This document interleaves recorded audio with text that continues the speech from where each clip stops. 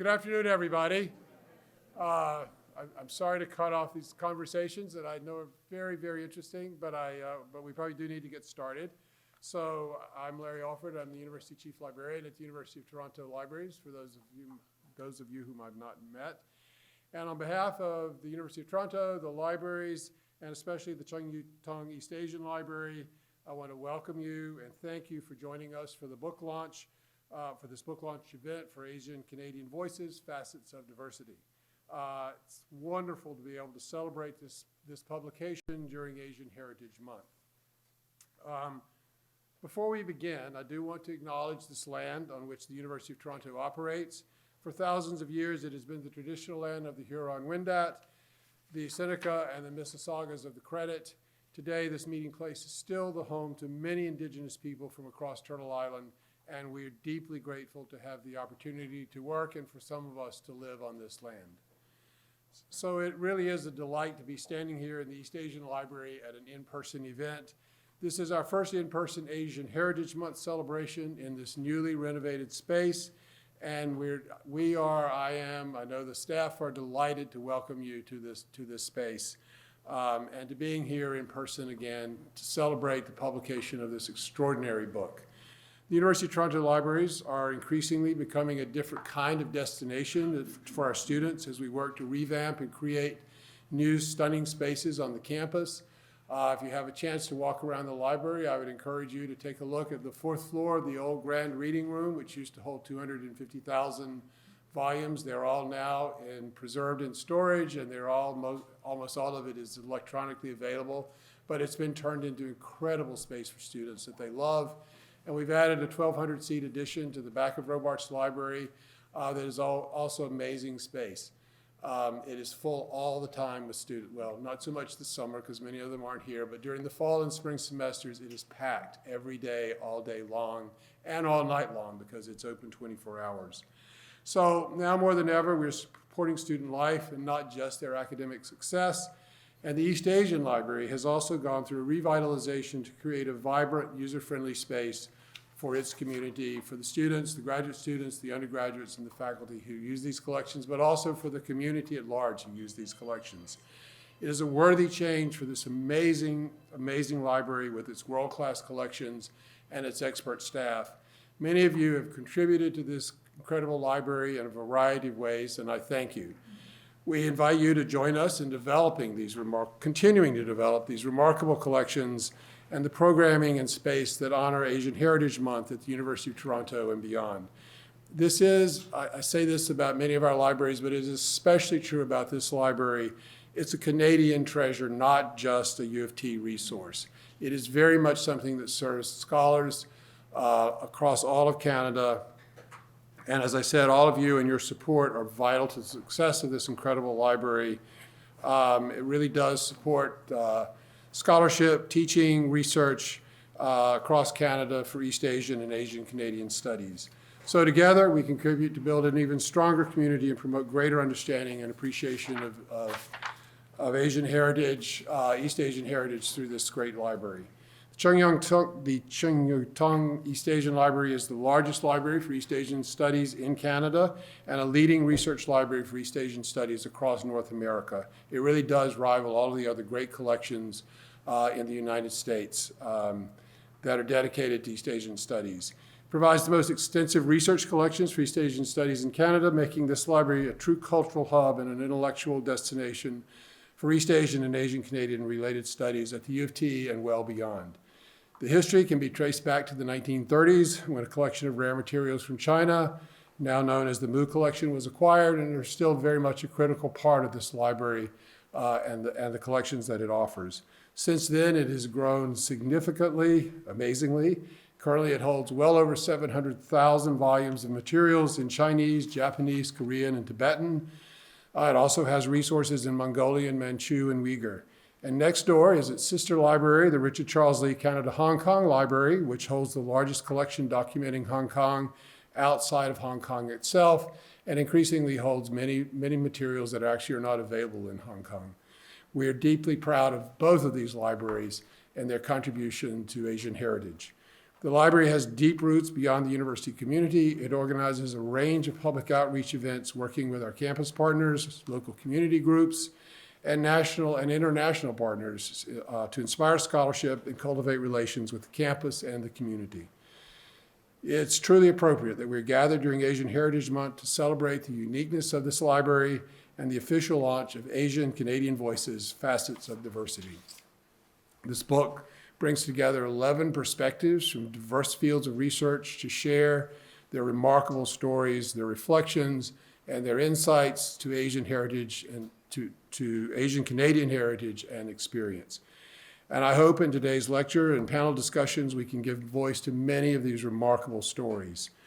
I am grateful to our, right now, guest speaker, writer, and creative writing faculty member at the University of Calgary, Dr. Larissa Lai, for joining us today to lead this panel.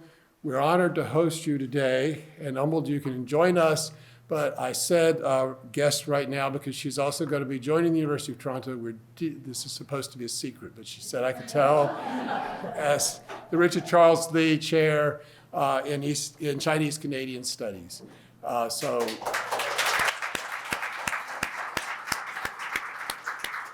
we're doubly grateful that you're here today, but also that you'll be joining us. And I look forward to working with you in many, many ways. I also want to thank our other panelists, Adrienne S. Aminur Rahim, Arlene Chan, Josephine Pui-Hing Wong, and Terry Watada. And I'm also incredibly grateful to have our library's longtime friend and donor, Dr. Wei Djao, widow of Anthony Chan, here today to also share remarks. So welcome to all of you. I also want to acknowledge the Honorable Dr. Vivian Pui. In the winter of 2001, Dr. Pui tabled a motion in the Canadian Senate to recognize May as Asian Heritage Month. Yes.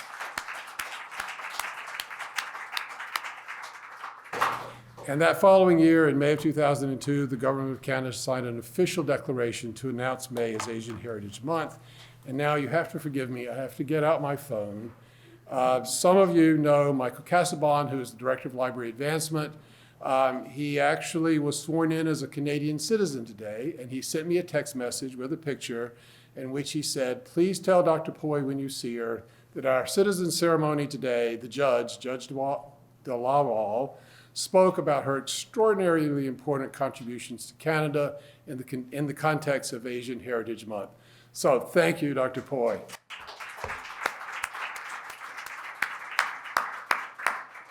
It really is an immense honor to have you here today. Lastly, I am very, very proud of my colleague, Hana Kim.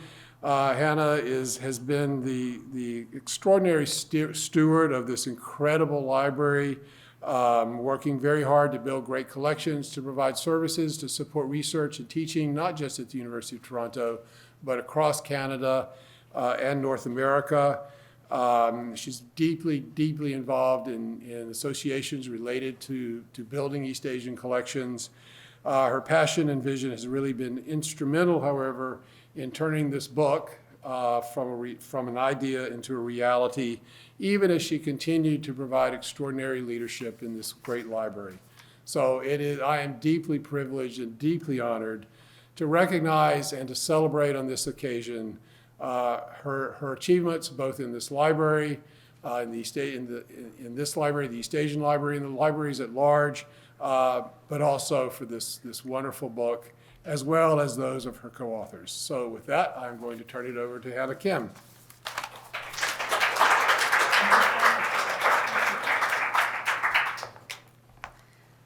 Thank you so much, Larry, for your very kind introduction and warm remarks about the book launch event and the East Asian Library.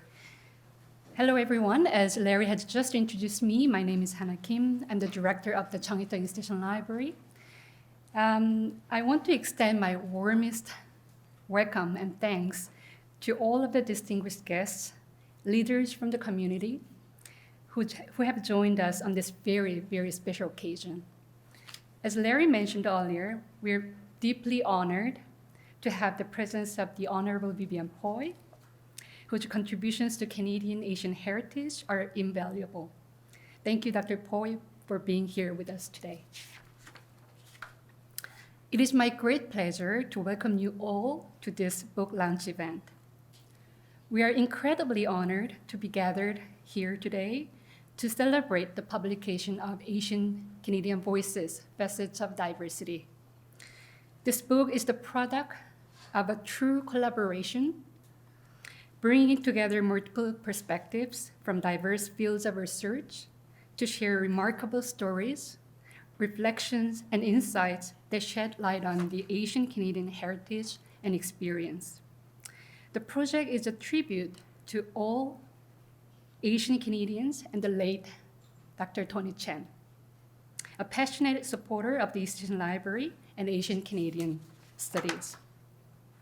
Dr. Chen's contributions and unwavering dedication were instrumental in the development of the library's outreach programs on Asian Canadian heritage from 2012 to 2014. He was a pioneering figure in Asian Canadian studies, a widely respected academic leader, filmmaker, and community activist who was a tirelessly supporter of the Asian Canadian studies across and beyond Canada.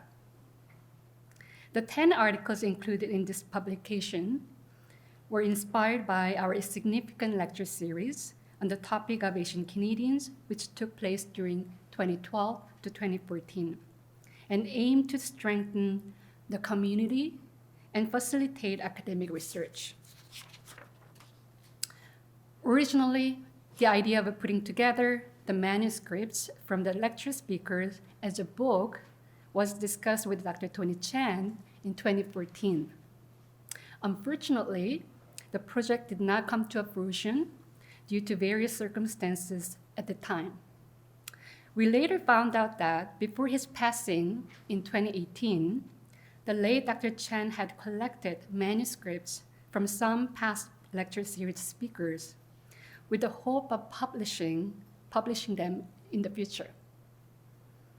We are grateful to Dr. Wei Djao, the late Dr. Tony Chen's widow, and her daughter, Lian Chen, who are here with us today at the front, for blessing us with the opportunity to begin the actual book project. We are also grateful to Arlene Chan, who contributed an article to the book and is also a panelist today.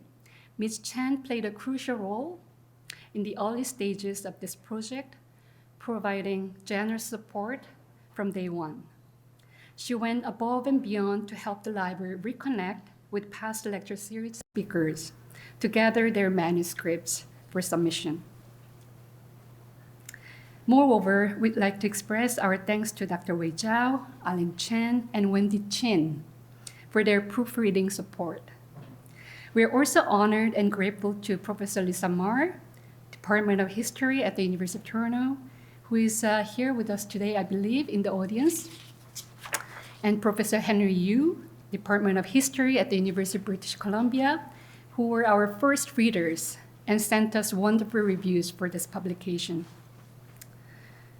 We'd like to take a moment to express our heartfelt thanks to all of our library colleagues who have contributed to this project and today's book launch event. While it will be challenging to list everyone individually due to time constraints, we want to acknowledge and appreciate the support and hard work of each and every one of our library colleagues.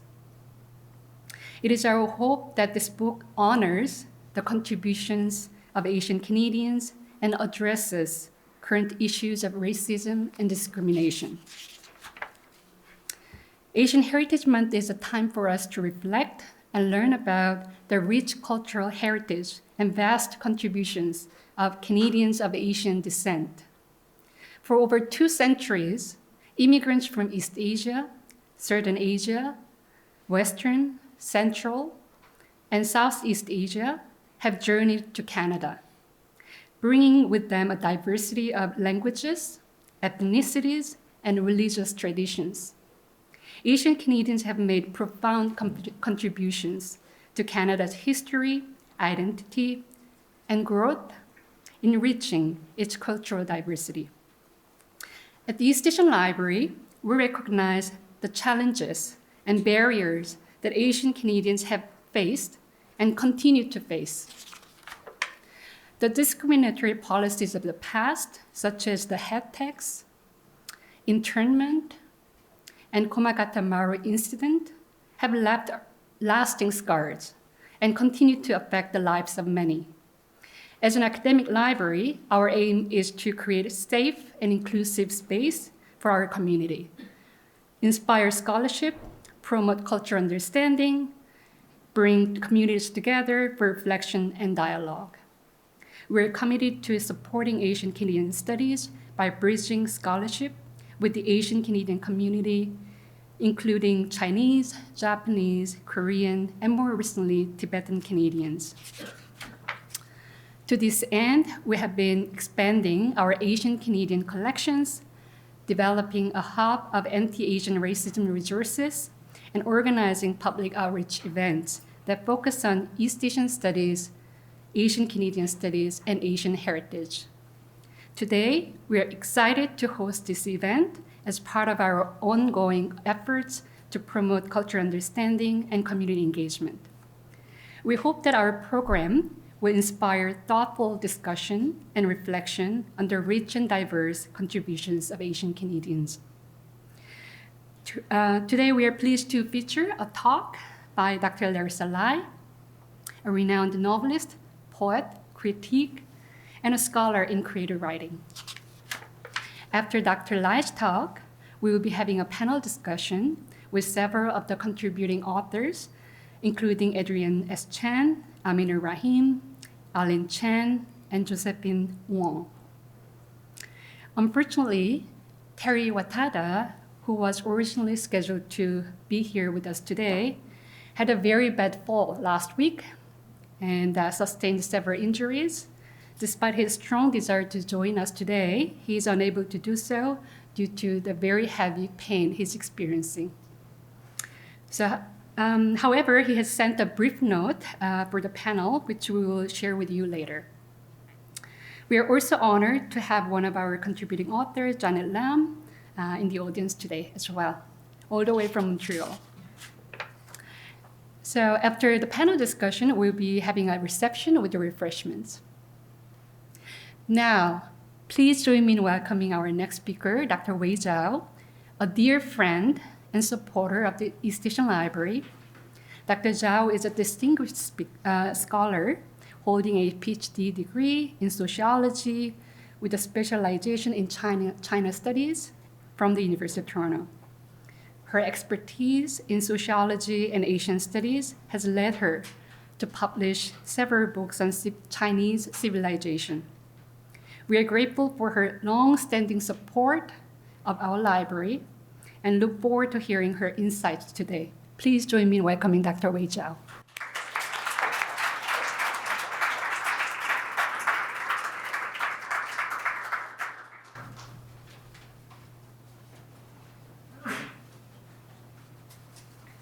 Thank you.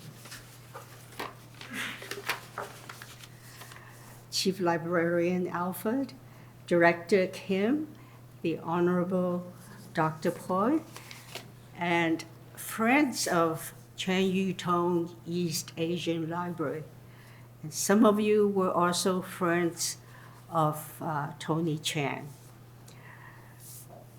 It is a very, very happy occasion indeed that we are celebrating the publication of the book, Asian Canadian Voices, Aspects of Diversity. It had, you could say, a long period of gestation.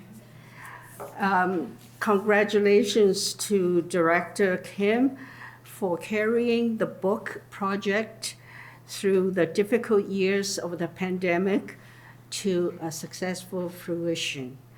And congratulations to all the authors who contributed articles to this book.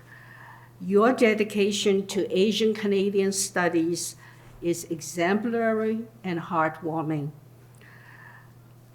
Before I go on, I would like to quote a passage I received from Greta Voss paper, a dear friend.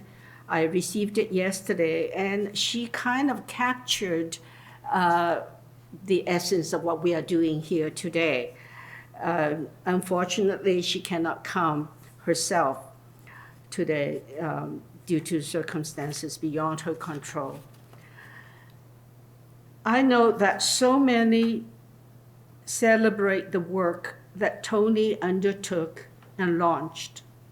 He embraced life, challenges, and gifts with such fervor that has not yet done with him, ensuring that so many others too will brave its emptiness and pour themselves into its ferocity. I feel so privileged to have known him, and please offer my congratulations to Ms. Kim. Greta puts so elegantly what I and perhaps some others have been struggling to express. It is most appropriate that we have this celebration of the book launch in the month of May, the Asian Heritage Month. In this connection, I would place the legacy of Anthony Bernard Chan. As a historian and professor of communications, he was a pioneer in Asian Canadian studies. Back in the dark ages of 1970s, Tony helped Professor Gordon Hirabayashi of the University of Alberta to establish Asian Canadian studies as an academic field of inquiry and research to be included in the Learned Society's annual conferences. That the Learned Societies, of course, evolved into the Congress of Social Sciences and Humanities. He researched and published the history and life experiences of Asian Canadians and later also of Asian Americans. In addition, he produced documentaries of Asian Canadians and Asian Americans. For example, Chinese Cafe in rural Saskatchewan, the Japanese American women artists in California, the Asian American veterans of the Vietnam War, and the Panama Cafe in Victoria, BC. Other Asian Canadian communities had similar experiences, and unfortunately, of course, Tony could not capture them all. And then for the Asian Canadian general public, he co-founded the magazine Asianadian. In all his publications and documentary productions, his basic premise was always that immigrants from Asia came to North America to stay, to form families, and to establish communities. From his earliest writings, he debunked the sojourner myth, the myth and the misconception that Asian immigrants come to North America to make money only and then go back to their homelands. Little did the larger society in Canada know that it was racist laws and practices that prevented the early Chinese immigrant workers from staying in Canada. Legal discrimination, the head tax, and the Chinese Exclusion Act of a century ago, that is 1923, prevented all Chinese immigrants except for a minority consisting of merchants, students, and diplomats from remaining in Canada. Tony led the way of researching and documenting the history and contributions of Asian Canadians. He understood well that it was not easy to be Canadians of Asian ancestry. It still is not, even today. This is why we must all continue to record the life experiences of Asian Canadians in poetry or in prose, to write accurately and analytically the stories of Asian Canadians, and to uphold Asian Canadian studies. Thank you, East Asian Library, for hosting this wonderful event of promoting Asian Canadian studies.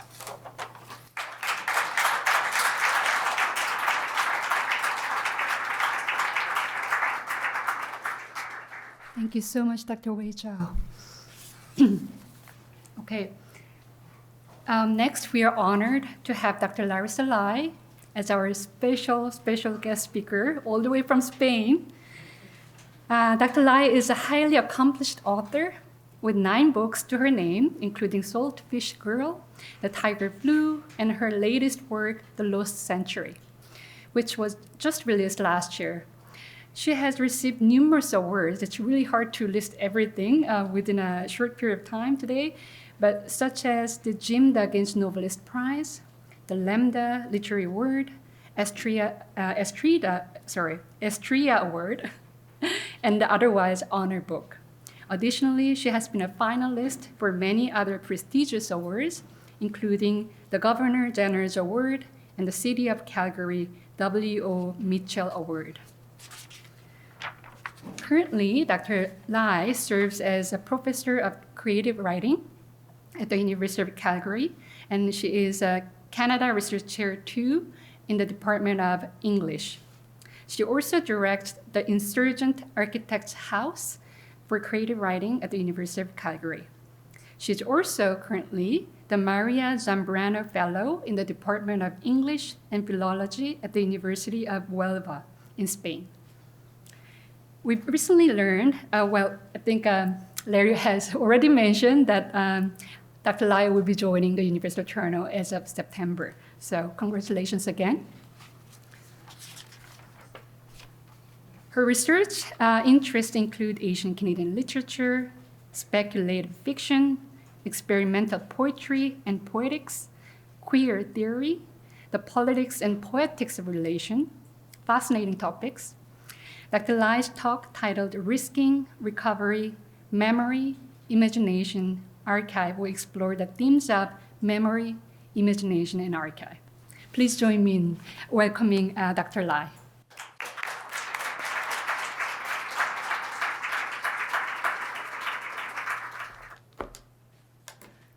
Thank you, Dr. Kim, for that lovely introduction. I really appreciate it. Such a pleasure to be here with you all.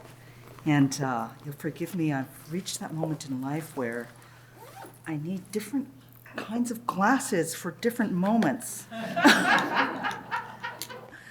So to be able to read, I've got to change.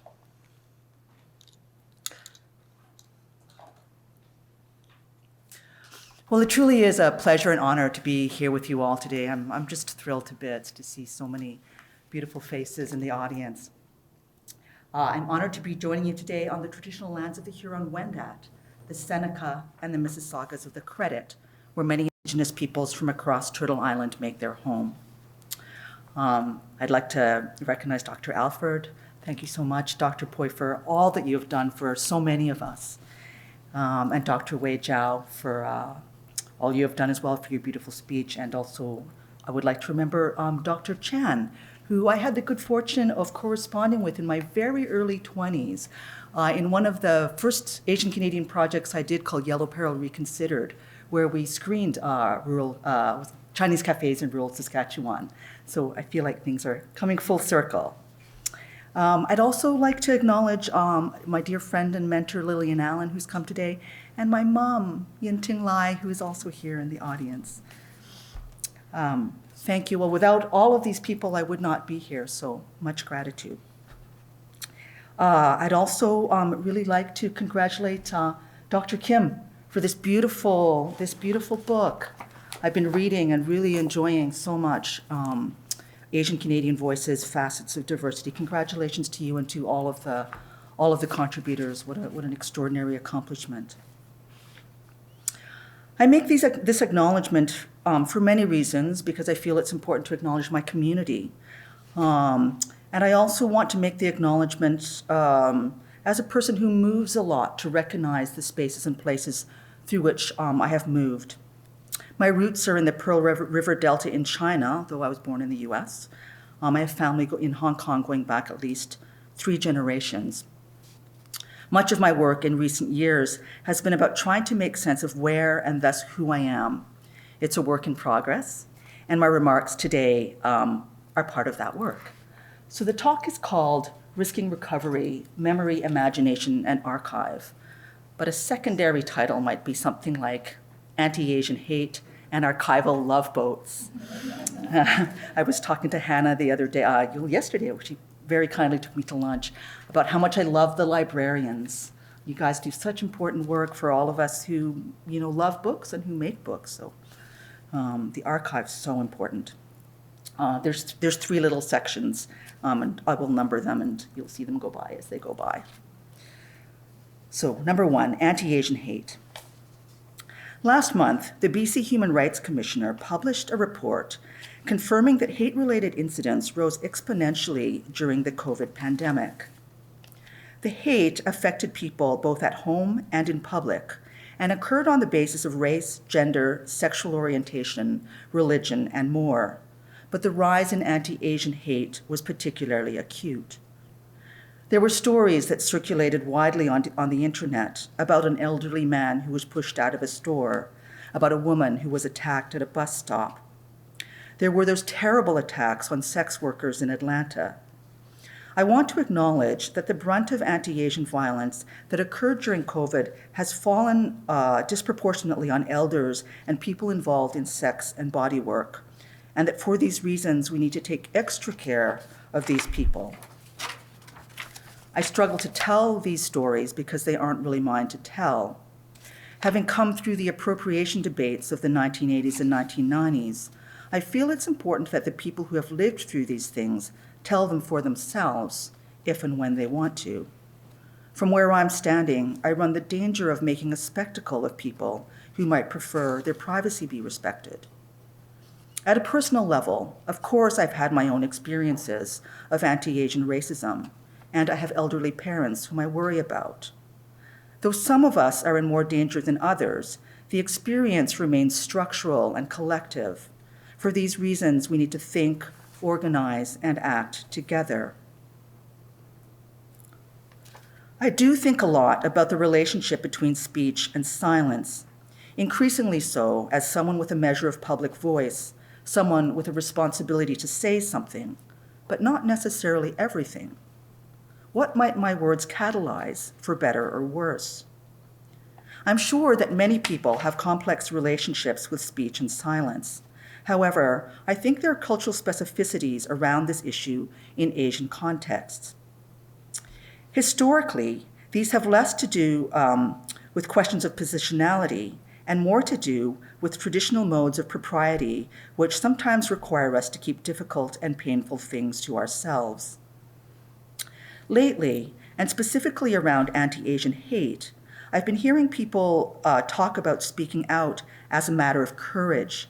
There's an activist mode at work that some people will say is Western, though I would like to suggest that courage is a value that also emerges from Asian locations. How we express it must move and change with the times. Still, I struggle to tell these stories because I'm conscious that they can repeat a certain spectacle, and that the spectacle can tend to form a kind of racial representation. There's a catch-22 in breaking the silence. It's so important to speak out in order to break the myth of the model minority. And yet, as soon as we do, we find ourselves participating in a narrative about Asian pain that we might prefer not to amplify. The telling of stories, especially true stories, has powers beyond the intent we lay on them to create cultural conditions we might not wish for and cannot control.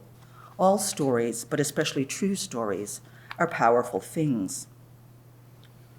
We've tried in the contemporary moment to break the hold of shame, to speak of heroism or survival instead, but our psyches are complicated, and it is still early days in the in terms of the social and psychological work that is being done to think about what healing might look like for us. We've learned, too, that to revalence our stories as stories of heroism can inadvertently reproduce colonial relations we might not wish to reproduce. These tensions make the work not so much harder than for anyone else, but just culturally specific. How can we balance the long-standing psychic structures of shame and pride and the values of harmony and humility with the need to address injustice when it occurs? I want to acknowledge projects that have been done in the direction of healing. There have been many, but these are a couple that I just have been on my mind in the last really couple of months. There was a particularly beautiful community research report done here in Toronto in 2020 called Hindsight, Intergenerational Conversations on Anti-Asian Racism During the COVID-19 Pandemic. And the work of Swan and Butterfly, and especially the brilliant Aline Lam, who is particularly concerned about the ways in which sex workers are targeted, noting that workers are getting murdered in Hamilton, Toronto, and Mississauga, and not just in Atlanta. 2, activist connections to story. Community-based responses conducted by people who live close to the experiences in need of restitution are so important. Activist work matters because it shows us what the issues are and registers the protest at various bodies that need to know: governmental organizations, the police, social service organizations, the general public. But we do activist work so that we can live our lives fully. In order to live those lives fully, we need to understand on our own terms who we are, how we got here, what our relationships are to one another and to those around us who might have been here for a very long time or who might have arrived here differently. It's in this arena that the work of story matters. Story doesn't redeem anything. It doesn't undo any violence we've endured. It's unlikely to convince would-be attackers not to attack. We don't understand the reasons they do so anyway. Racism is not rational. Nor do I think it is healthy or empowering to direct one's thought and speech in the first instance to those who would harm us. Audience matters because it produces publics. In story, as in activism, we need to attend to our communities and to lay out the rich ground of our lives and history for its own sake, so we can know ourselves beyond the things that are done to us, and so that we can have the stories from our own points of view, rather than have them told by someone else on our behalves. I hope this is as true for elders and sex workers as it is for other Asians. When we tell our own stories, it is grounding for us. It reverberates through the broader culture, shifting it, making present priorities and ways of thinking that the broader culture might not otherwise admit. In making narrative and historical space for ourselves, we expand our own lives and our relationships with one another. In making those narratives and histories available to others, we begin to grow into better relation with them. We invite them to know us in the fullness of our being and not just as objects of attack. It's important, however, that these stories not be stories of simplistic heroism. Just as we don't want to be seen as victims, we also don't want to present inflated and unrealistic visions of ourselves, especially not ones that are a reactive response to what the mainstream culture lays on us. Historically, the temptation has been there because of the rough deal that so many people identified as Asian have been handed from the 19th century, if not earlier, right on into the present. To counter a sense of downtroddenness, we've sought uplift. I would suggest that this is not as productive as it might first seem. I've written elsewhere about the brilliant writer and community historian Paul Yee's journey from thinking about Chinese Canadians as Gold Mountain heroes to his differently reflective work in his most recent novel, A Superior Man, where he recognizes how impossible it is for people who have come out of so much difficulty to be perfect. We know anyway that human nature is not like that, and surely we know ourselves to be human. This most recent novel is so resonant. It captures the suffering of the Gold Mountain sojourners without pretending that they were irreproachable models of virtue, Confucian or otherwise. There's honesty and humility in that novel that for me captures something subtle and true. It's harder, perhaps, for us to recognize our inhumanity, or if you prefer, the unpleasant parts of our humanity. We want to be careful not to reproduce racist stereotypes of ourselves for mainstream consumption, and yet we need to speak the full truth of who we are, where we've been, what we've suffered, and also what we might be responsible for. Particularly now, as China is on the rise, we need to think about Asian power relations and how current geopolitical shifts might change the ways we think about both activism and writing in a Canadian context. Also, we need to attend to the calls coming from Black and Indigenous locations, particularly in the wake of Black Lives Matter and the Truth and Reconciliation Commission, though, in fact, these discussions have been available at least since the 1970s, earlier if one is really paying attention. So much of it is a question of who we talk to, what we read, and how we read it. 3, imagination and archive. Through the unfoldings of the present, through conversations with others, through a consideration of our own ideals, and through a consideration of real material history, we come to desire certain things of the archive in order to understand how we got here, in order to understand what matters now. But it's our own desires, our own contemporary sense of what is right and wrong, that shapes what we seek. And the contemporary can only come from the historical, though it might come causally, or it might come as a rupture, or some combination of the two. Insofar as the present is something new, how can the archive possibly contain it? I think the answer is that the archive can contain the seeds of what is new, or at least what is desired if it doesn't contain the thing as such. But, as Derrida teaches us, the archive is also replete with absences. The forgotten, the despised, the unwanted, and the dismissed are not there. Yet for every mark, there is a trace.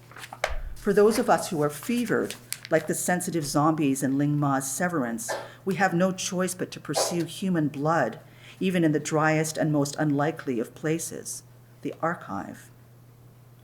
Derrida notes that there is passion in archive fever. Those of us who are stricken have to pursue the desired photo, article, or letter in the archive. We are utterly taken. We pursue the archival object as we might pursue a beloved, obsessively and sometimes without care for anything else. We pursue love itself without any hope of that love's return. But I think that this is the right thing to do right now. If anti-Asian hate has an antidote, it's pro-Asian love. But given that the idea of the Asian is a historical construct, constantly under production and never ideally formed, the pursuit is always imperfect, Apollo pursuing Daphne as she endlessly transforms. I've been in Europe this year and just recently saw this statue, which is amazing, because as you walk around it, the woman turns into a tree. And so it says the lover is chasing her, but she's becoming something else, right? As we, the viewer, look. So I thought it was a really wonderful metaphor for the way identity is made and constantly shifting. Okay, so though we might not find exactly what we seek, how we imagine the sought thing, that is, how we form it in the mind, does have some bearing on what is found. But since what is found is never exactly what was hoped for, there's always an element of disappointment in the finding, a failure in the success, even as the gap between failure and success might spark further imaginings.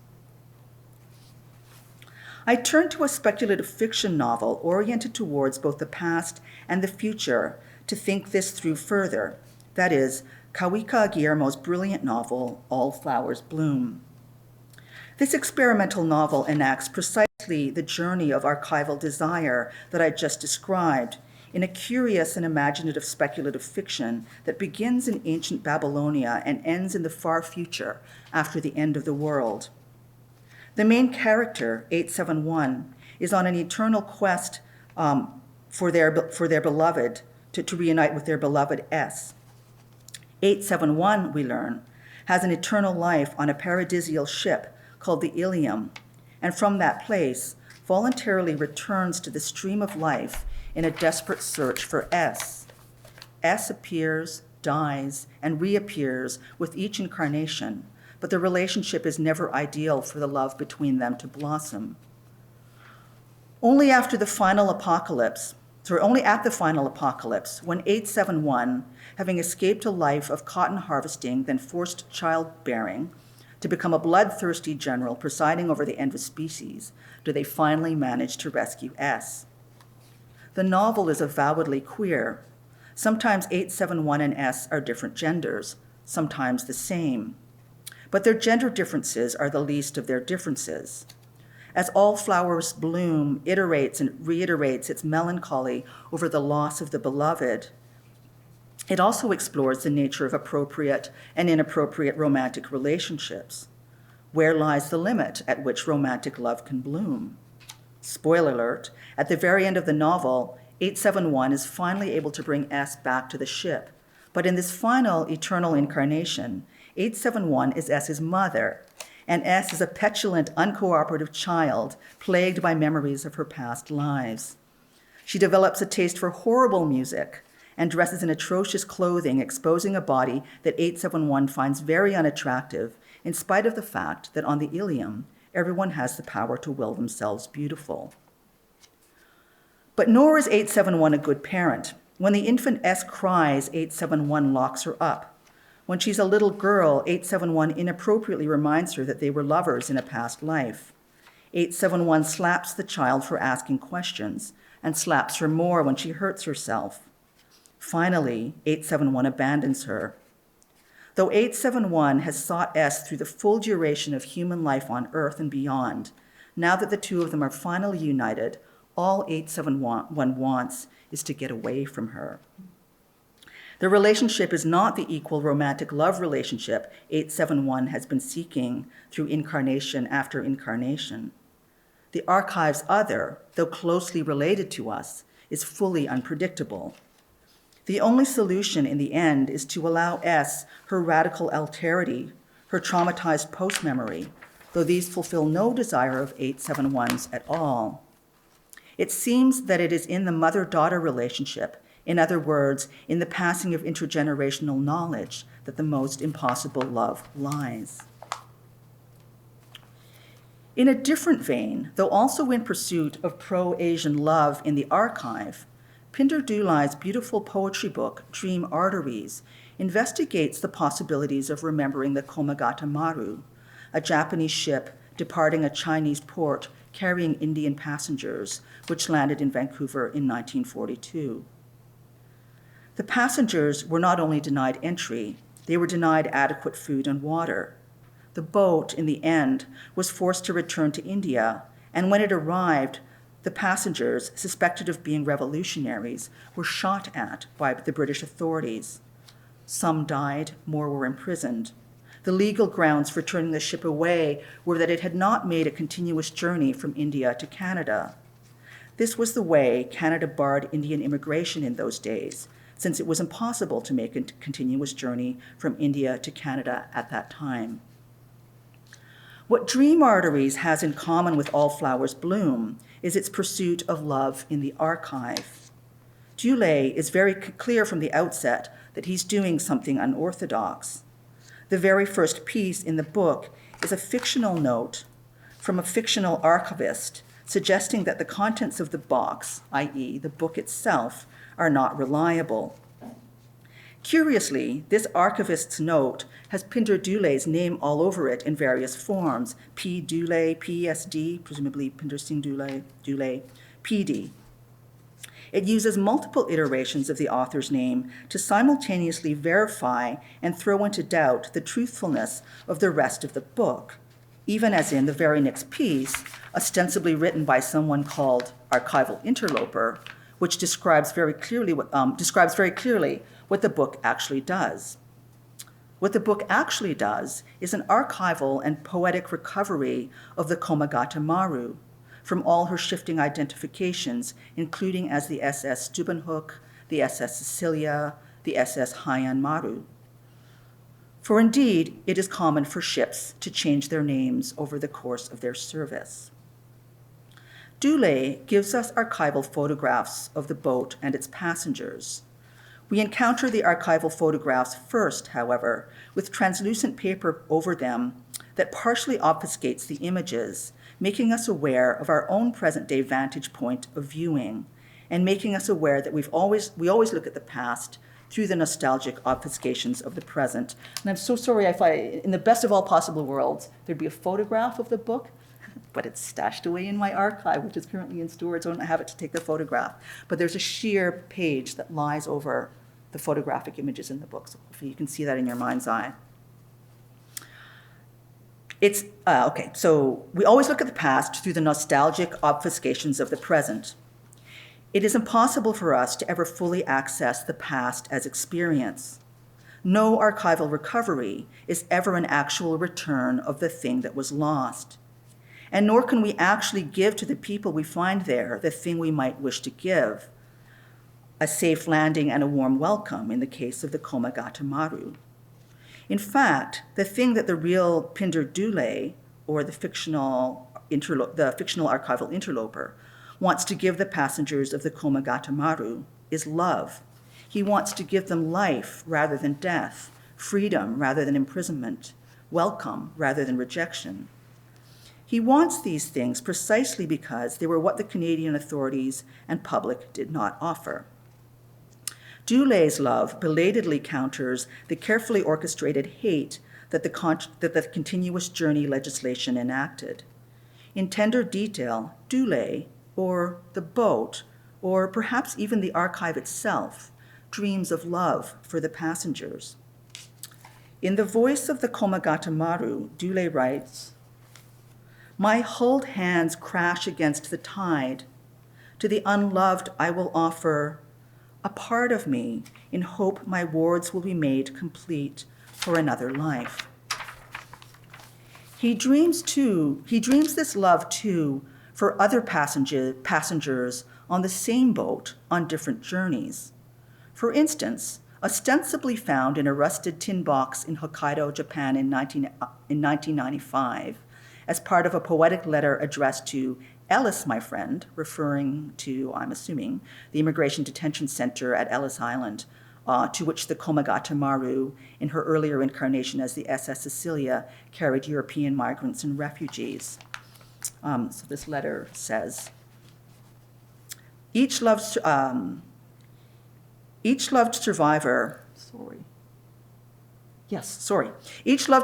arrived in Le Havre, Samsun, Smyrna, stepped into my body, papers full with fiction and fact, names true and less true, anonymous and deceased ones now, with new life, a manifest ship laden with fact, fiction, and forgetting.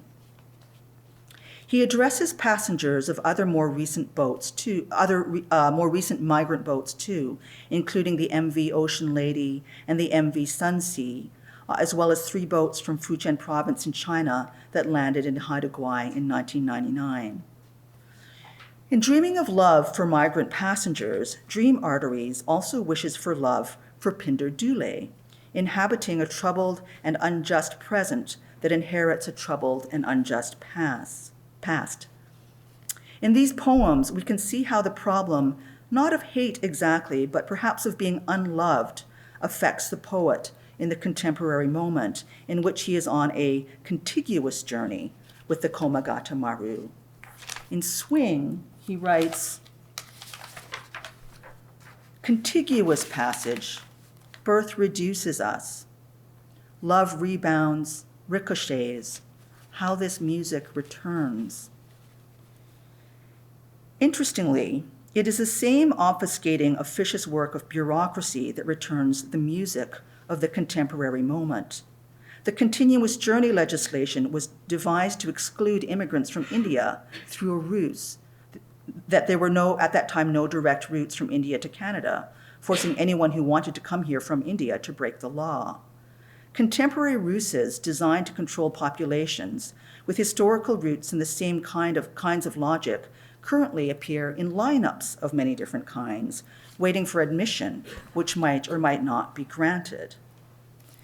In The Obesity of an Idea, Obesity in Idea, Dule writes, "The hurdle into catastrophe, as we descend again," I'm skipping bits, obviously, for the sake of time. "My beloved, this is the other torture session. Extended credit line, lifeline, love line, laugh line, soup line, kitchen line. I want to buy an extra life, create an avatar. I want my humanity." The poem asks us to extrapolate a little, but a narrative is there beneath the surface of a lover who has to attend to all the bureaucratized demands of contemporary life and is not with the beloved for long stretches because of it. Injunction as bureaucracy, as necropolitics, as structural racism keeps rearing its chimeric head. I want to note that there are other boats in important recent works that are not as loving as Dule's imagined Komagata Maru, holding its passengers with such tenderness. Balbir K. Singh recognizes Norbisi Phillips' Zong. One would indeed be hard-pressed to find a boat more anti-Black than the historical Zong. Though I would argue that Phillips's work, the book Zong, might be read as a work of profound love on Phillips's part and a desire to recuperate, even as so much has been irremediably lost. Saidiya Hartman and Fanuel Antwi have both been writing about the possibility and necessity of love in the barracoon among Black passengers on the Middle Passage. I think also of Amitav Ghosh's Ibis in his trilogy about a boat that begins its life as a slaving ship and ends it shipping opium from India to China. That boat connects the dots in the profoundly uneven intimacies of four continents that Lisa Lowe has so brilliantly articulated for us, and which I have written about in more detail elsewhere. Outside literature, there are the early and late COVID ships, like the Ruby Princess and the Diamond Princess, and as late as November 2022, the Coral Princess and the Majestic Princess, where the disease spread rampantly.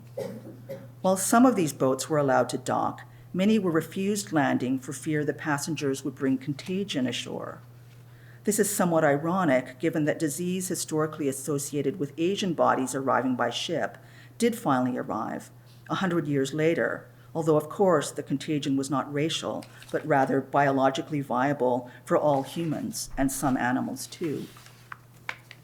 What I'm struck by, reading both Guillermo and Dule, is the more subtle ways that hate, or at least unlove, finds its way into our daily lives and our most intimate relationships. This doesn't make those awful moments of attack in public spaces any less terrible. They still matter profoundly. But the cultural current that drives them gets into our bodies collectively, and we enact them in ways that are hard to declare, measure, and quantify. This is why we read literature, why we write, why we still pursue love in the archive. To try to make sense of these difficult, ungraspable things that we can't understand any other way. This is the last, just a little bit. Clearly, there is a risk in archive fever, in turning to the archive in search of love.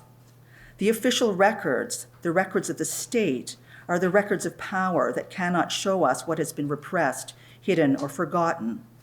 As writers, we can go in with our desires fully or partially formed. The danger is that we too have repressed desires that we might not even be aware of until something in the archive triggers a torrent. We don't always want what is good for us. Desire is as likely to be attached to the death drive as it is to wish fulfillment. What then ought we risk putting our imaginations to work on? The imagination itself is not free. It is attached to it is as attached to historical and social pressures as any other part of our being.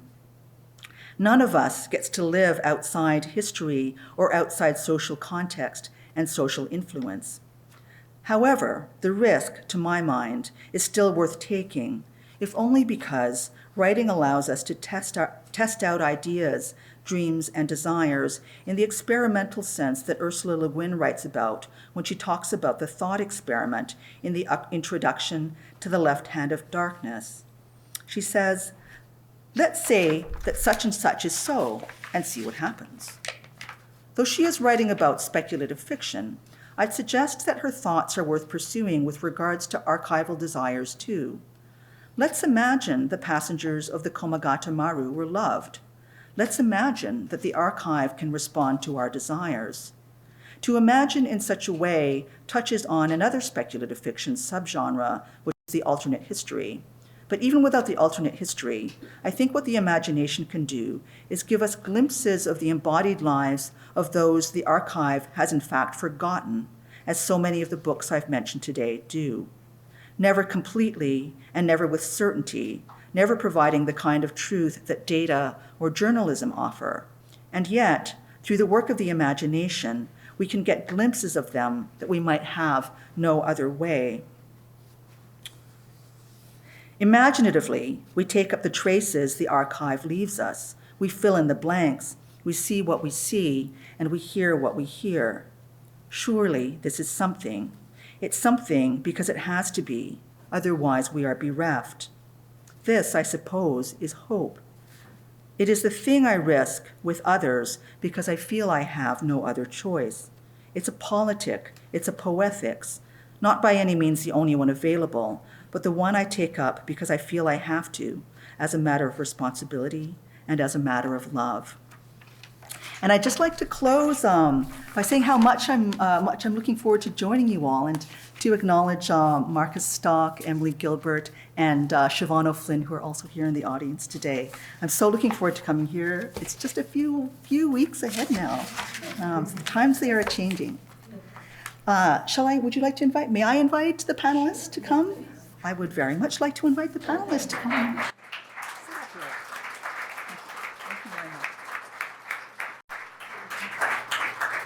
Thank you so much, Dr. Lai, for your very inspirational talk. Now we will right away moving on to our panel discussion and inviting all the panelists to the front. My little bag with all my goodies. Sure.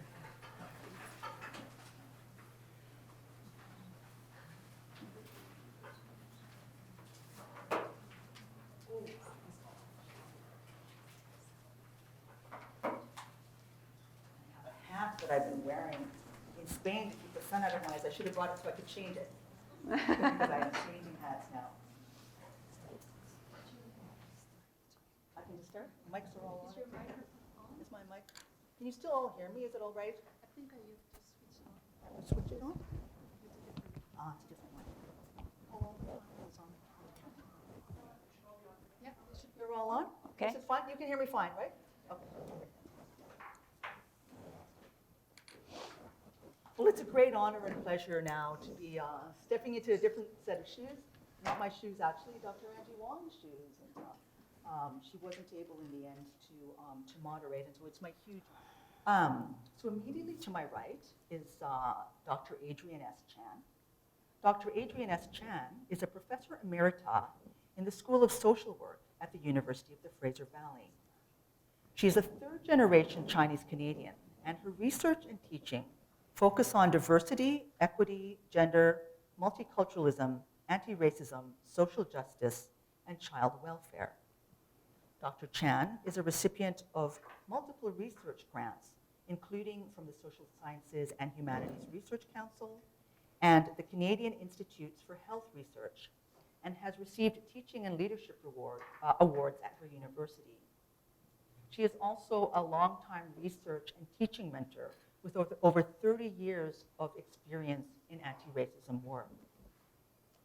And then one seat over, Dr. Aminur Rahim is a senior fellow at the Institute of Bangladesh Studies at the University of Rajshahi in Rajshahi, Bangladesh.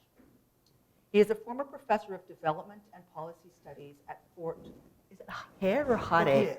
Fort Hare. Fort Hare University, South Africa. And he has taught at several universities worldwide and holds a PhD from the University of Toronto. Dr. Rahim is the author of the book Politics and National Formation in Bangladesh and has published articles in several academic journals on topics such as decolonization, ethics of development, state and social change, nation and political formations, race and ethnicity. And then next to Dr. Rahim is Dr. Arlene Chan. Oh, no. Dr. Arlene Chan. Dr. Arlene Chan, the wonderful. Arlene Chan is an award-winning Chinatown historian and author of 7 books, some of which have been shortlisted for various awards. She has also written on Chinese Canadian history and culture for publications such as the Toronto Star and the Canadian Encyclopedia.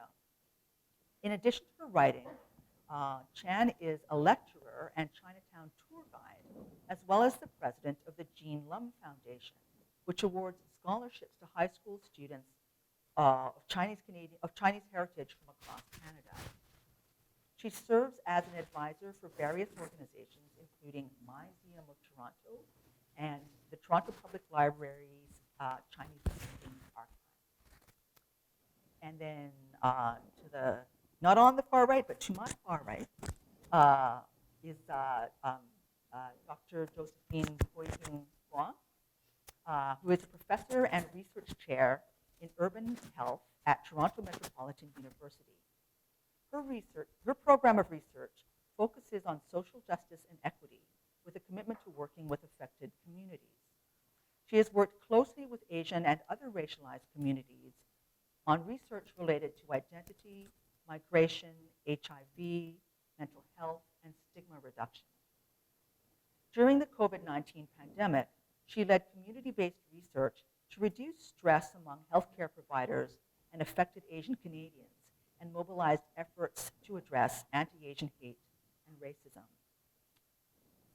And then the august presence in the room, who is, only present with us in spirit, is Terry Watada, who, as Dr. Kim explained, has had a bad fall and can't be with us today. But I'll introduce him in any way and offer a few words to start. So Terry Watada is a Toronto writer known for his 3 novels, 5 poetry collections, and a short story collection.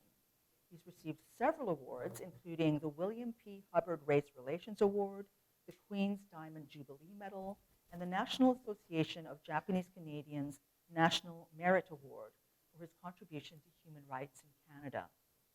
His archives are housed at the University of Toronto Libraries, and his books are part of collections around the world.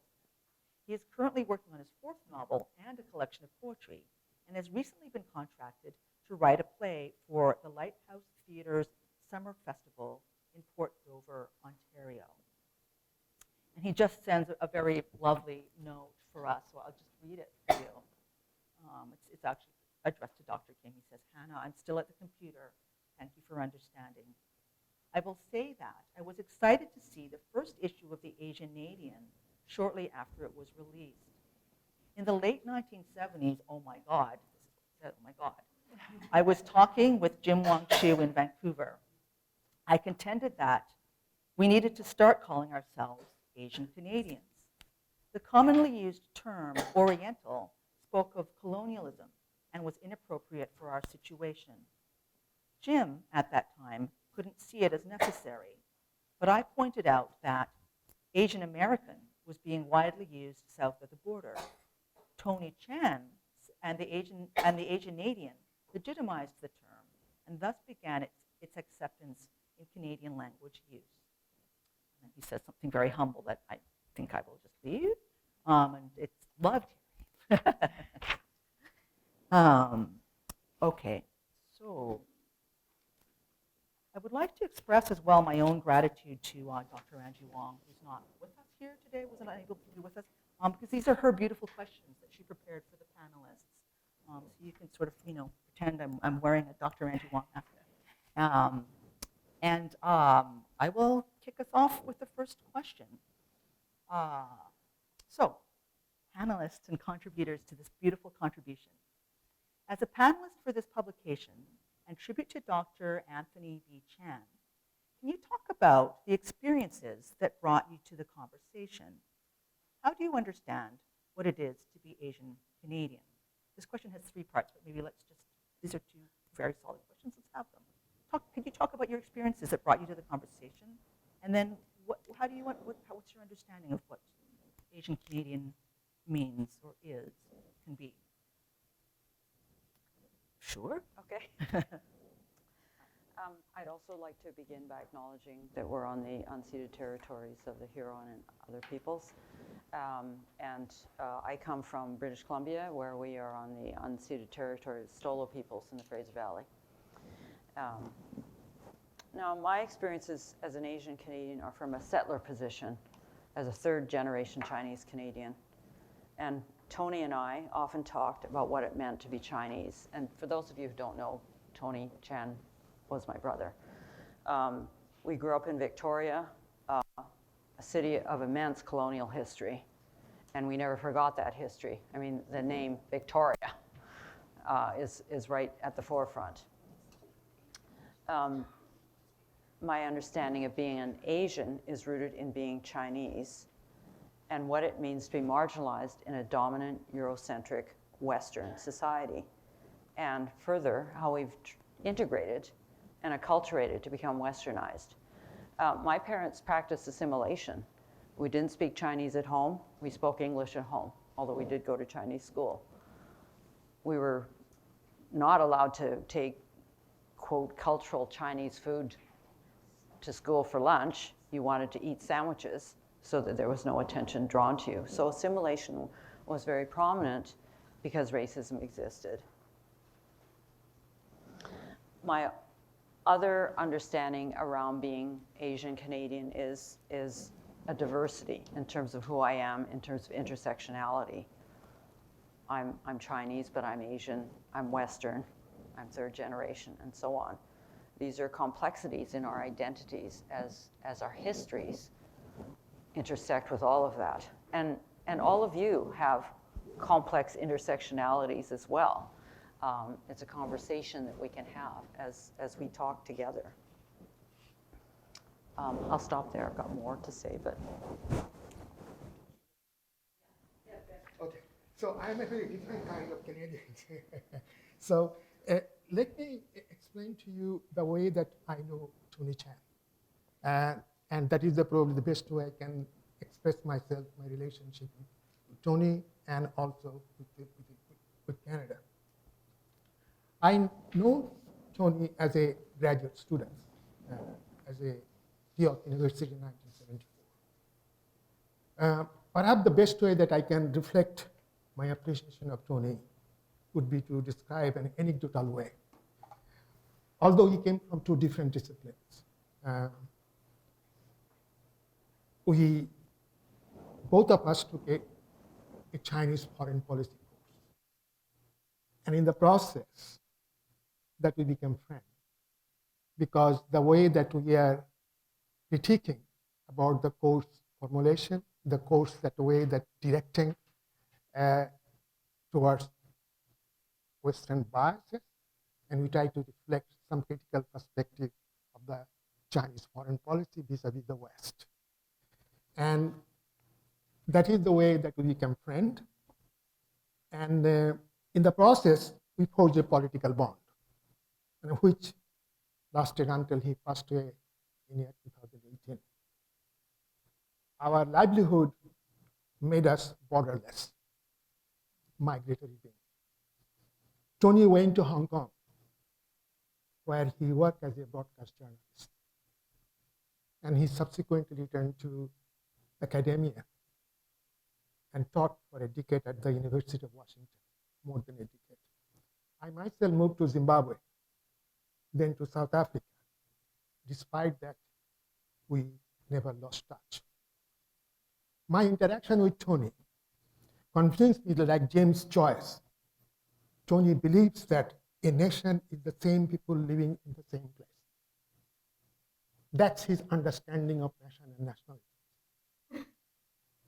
That place, no other than Gamshan, a commonly used nickname for San Francisco, California, and in a broader context, North America. That is embedded in his thinking. Politically radical, racially aware, to be at once scholarly, understanding, objective, without being overtly polemical. An integrationist, an Asian Canadian, yet his clarity of vision being pragmatic. He believes the wheels of history move only when they are nudged by collective will. And his role in the 1979 fight against the CTV's W5 broad campus keyway is an illustration of the point that I'm trying to make, that how beliefs in history, how the history is the collective will of the peoples. And the question is, how do I understand what is to be an Asian Canadian? As I myself, that I myself came in 1970s with the one bag and landed in Montreal airport. So I cannot explain the way that probably that your experience about Canada. But only thing what I can say, my answer is very simple. Ensure a sense of belonging is very important, no matter whatever you are. And by blending contradictory elements, as they develop, they can remove all limitations, allowing the mind to be emancipated. That's my thinking about to be a Canadian, not a good Canadian, an average Canadian, emancipate your mind by bringing different contradictory elements that we are bringing into this thing, which you mentioned in the experience of Kamagaru. I'm getting emotional when you're mentioning about the Kamagaru. I know it's intensely how you talking about all those things. That's my feeling about Tony. That is the way that the borderless world, we move forward actually borderless world. I'm moving from one place to another place. So I don't know, to tell you the truth. I don't know whether I'm a Canadian, whether I'm Bangladeshi or Asian. I don't know, to tell you the truth. I'd like to answer both questions, but kind of start off with talking about being a Chinese Canadian and identity. And I think it's a very complex issue. And I just have to relate, I'm third generation on my mother's side. She was born in British Columbia and moved to Toronto when she was a teenager. My father came to Canada in 1921 and paid the head tax. So China paid the head tax. But when we were growing up, our family, there's 6 kids in the family, and my parents, we were a very close-knit family. And always my parents said to me, you're Chinese and you're Canadian. You are both, and you should be proud of being both Chinese and Canadian. My parents had a restaurant in Chinatown called Kwang Chao Restaurant, and all of the kids, we had to work there. My sister sitting in the front, and she would be nodding, yes, we all had to work, you know. But what the most common feedback I got from, because I used to answer the phone, I would be greeting people at the door, is people would say to me, you speak such good English. And, you know, it's just like as a third generation Canadian, and having somebody say you speak such good English, I had to really make sure I didn't respond and say something really rude. But it just to tell me that my mother always said to me, you are Canadian, be proud to be a Canadian, but no matter what you do, no matter where you go, you're going to look Chinese. So you have to come to terms with being both Chinese and Canadian. So this is something that I have wrestled with since my teenage years. And you know, I'm in my 70s now, retired librarian, and people will say to me, don't you wish you were in your 20s? And I say, absolutely not. It took me all these decades to get to this time in my life where all those questions about identity, am I Chinese, am I Canadian, taking the best of both worlds, getting to celebrate New Year's twice on January 1st in Chinese, and getting to eat Canadian food, like all these, we enjoyed the best of both worlds. So it took me all this time to get to where I'm comfortable. I know who I am. I don't have any qualms about being Chinese, being Canadian. I'm proud to be a Chinese Canadian. And I've been, I used to be an avid dragon boat competitor and represented Canada 3 times around the world, once in the United States, once in Hungary, once in Macau.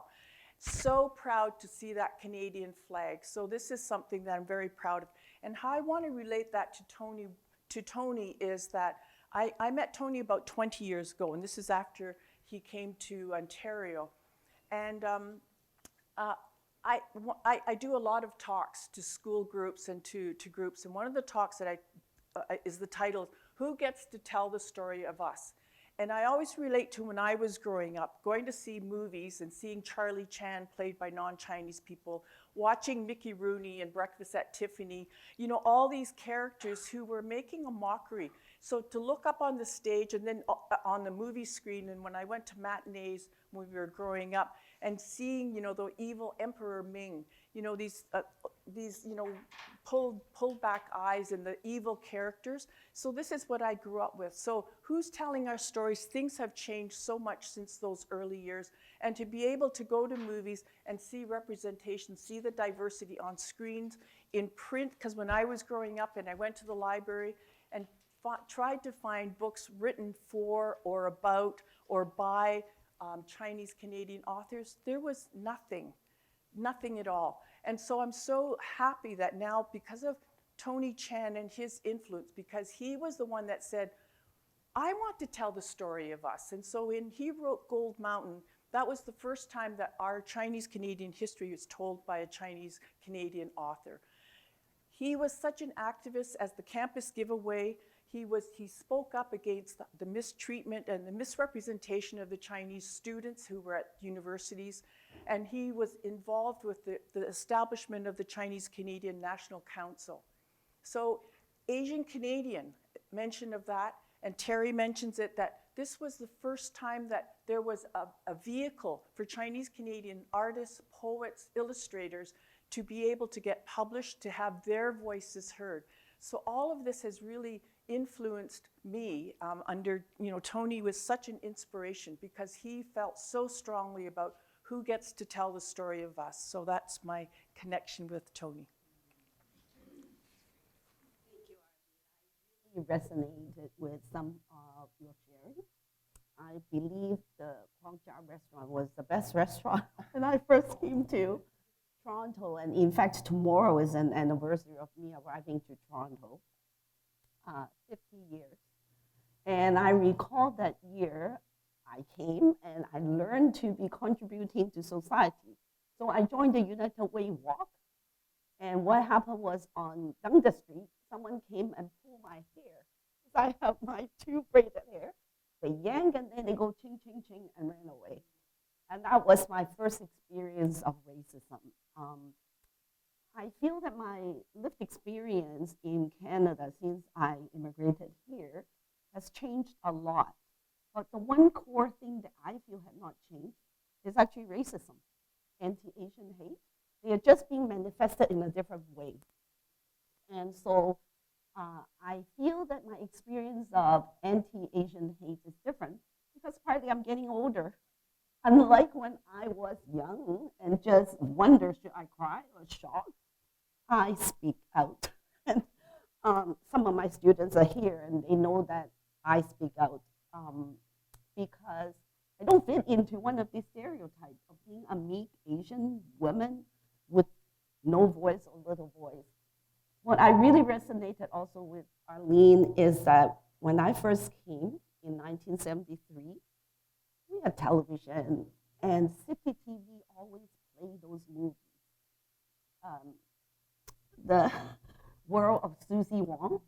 So then the next week you go to school, last name is Wong, guess what happened at school, right? And the other thing is even TV Ontario were playing movies like Pearl and Spuds, The Good Earth. And at that age, I wonder, because I don't know the history, I grew up in Hong Kong, and the history books were already written based on the British perspective. And we already embody shame about what happened to the country, opium and all that stuff. And what really inspired me about Dr. Chan is he's an academic activist. And so his work with W5 really benefited me because then I realized that when I attended university, I have the right to be there. I'm not one of these people who are just like putting the campus on sale. The other thing that really inspired me was, you know, watching all those movies, as you said, Charlie Chan and all that stuff, Kung Fu. I don't know how many of you watch Kung Fu, very popular TV show. The person is not Asian, but the person is supposed to be Asian. And what really inspired me is Dr. Chan actually wrote about Anna May Wong.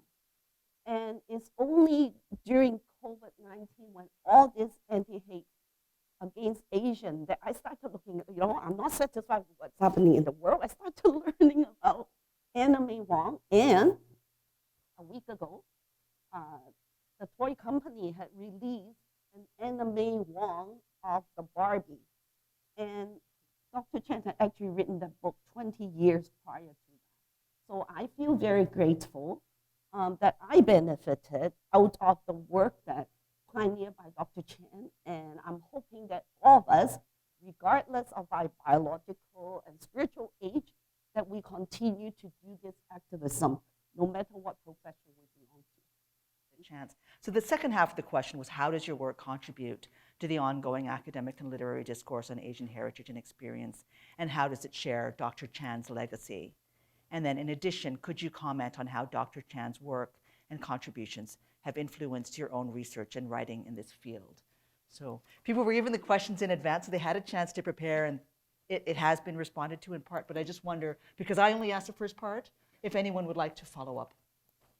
Yeah, sure, please go ahead. In my discussions with Tony, we talked a lot about the boundaries and the challenges of, the walls that come down, which is discrimination. And my focus is on diversity, but a lot of my work is about how we break down these boundaries, these walls, to be more inclusive, to work on being integrated and fighting racism. And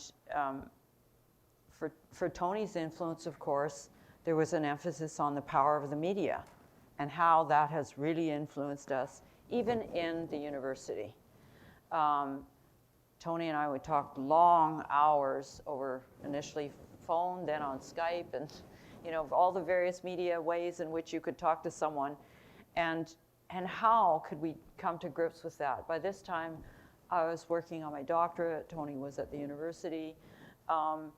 And what is it we can do as activists? Because Tony was always that kind of out there speaking about injustices. And I really took on that mantle, and that is one of the influences that he had on me. But also my parents were also in their own way activists. They really believed that we needed to fight for equality, equal relations. And the interesting thing, when Josephine talked about the movies that we saw, I mean, we grew up in an era where you watched Father Knows Best, and everybody was two parents, two white kids, and everybody was so happy all the time. And it was quite a contrast to what we lived in our everyday. I mean, actually, as a family, we got along quite well. I also came from a family of 6 children. Tony was number 5, and I was number 6. And we were the closest together. But Tony's influence on me, even as a child, like he would give me books to read, like Brave New World and 1984, and yes, written by English authors, but also a challenge to weigh the things were in society.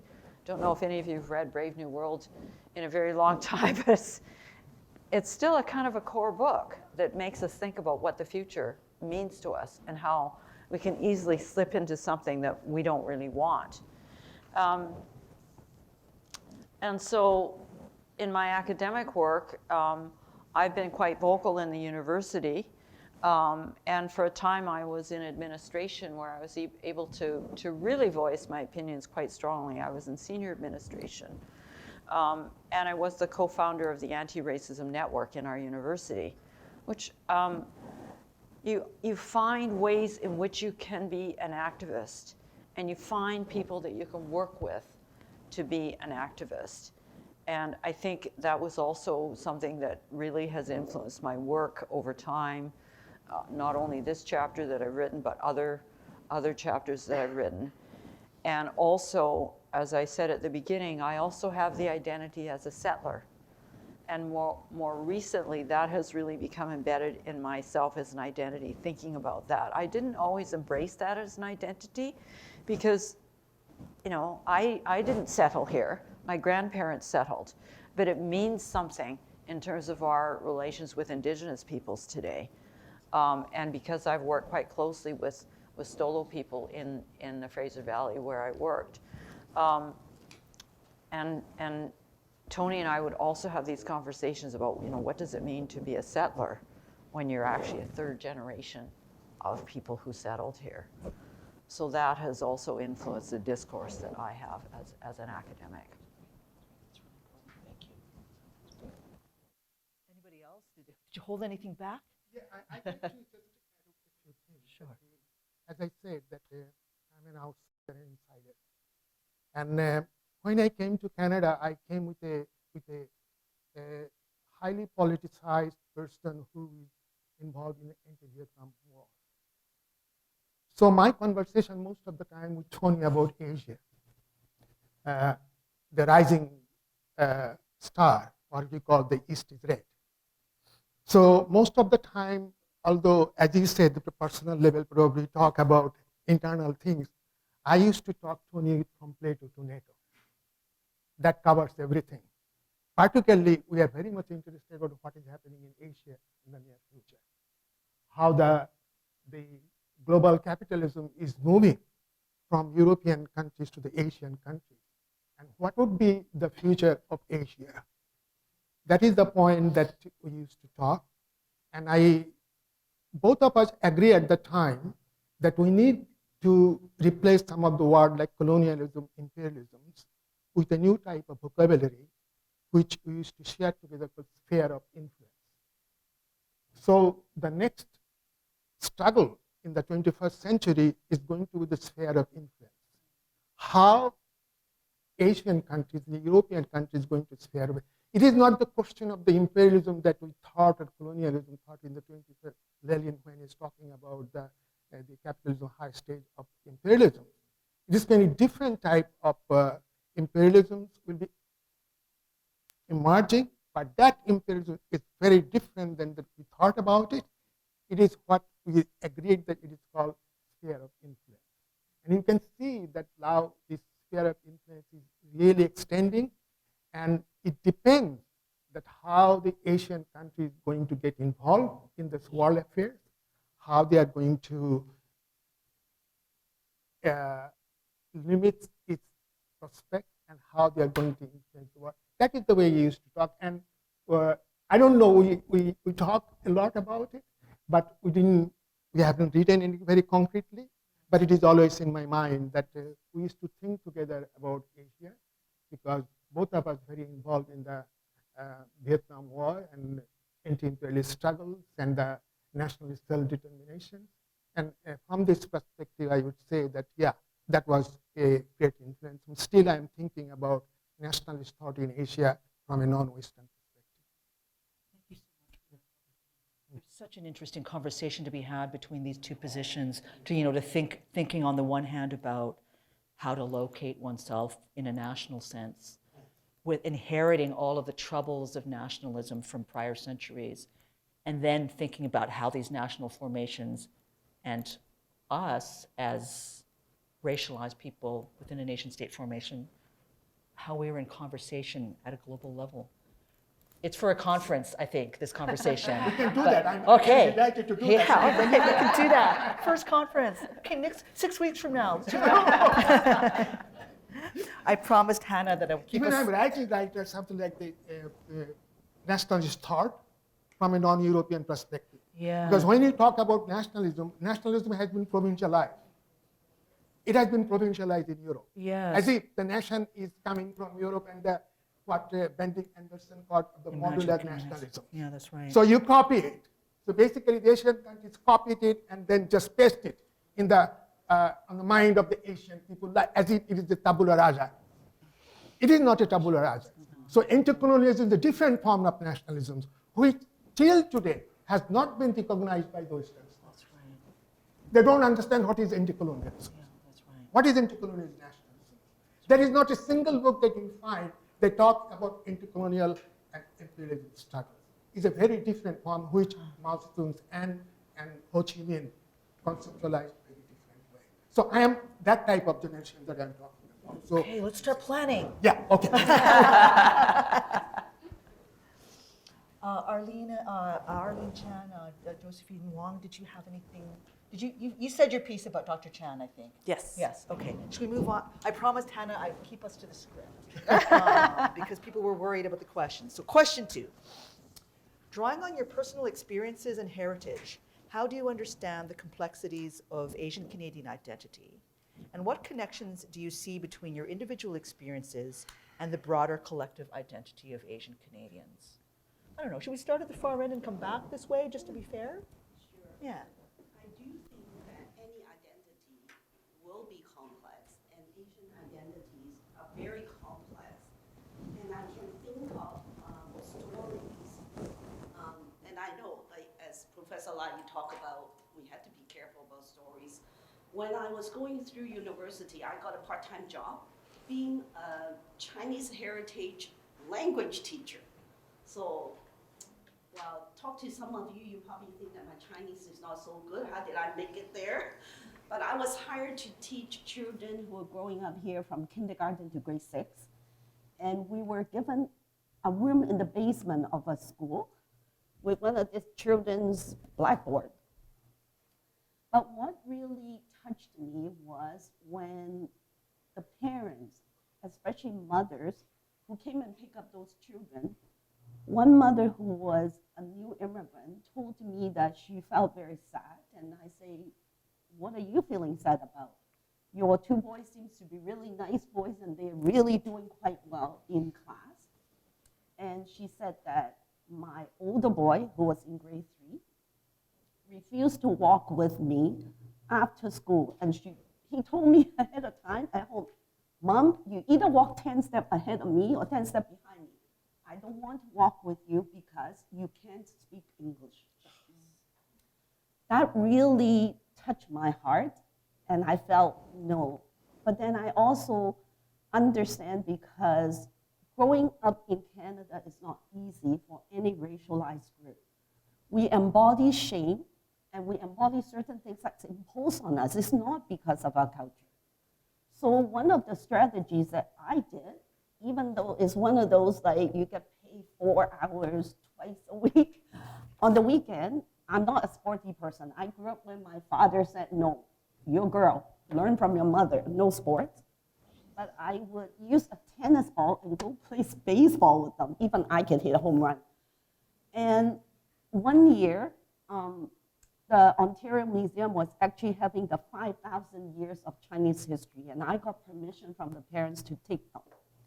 And I was able to actually see the transformation in these young children because they came and told me later that they used to avoid playing with other Asian-looking children because they don't want to be identified. And when they are very tiny, they did not realize that no matter what you do, hello, look at you, you are not going to be thought of as a white person.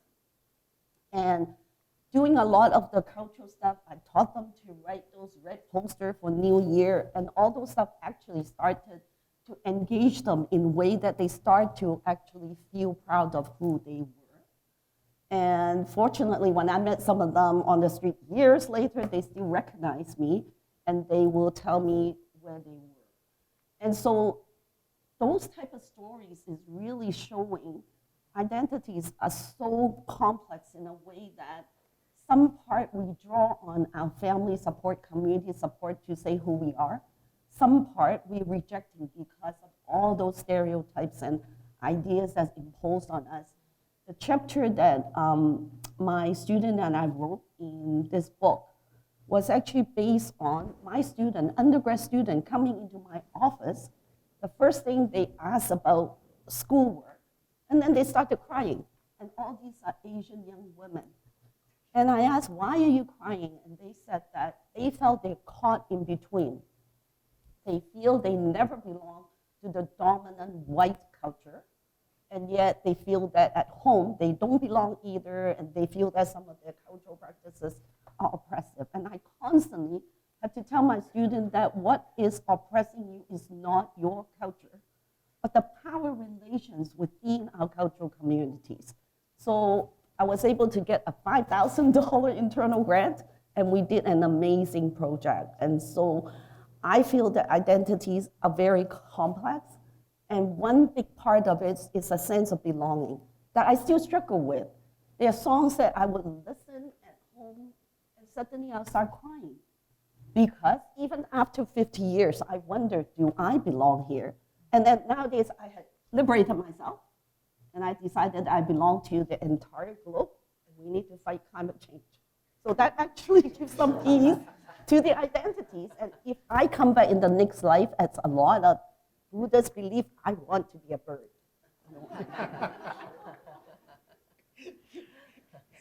I think I touched a lot when I was answering the first couple of questions, but I just want to add that I'm just so privileged to be given so many opportunities to share the stories about our Chinese-Canadian history here in Toronto and across Canada.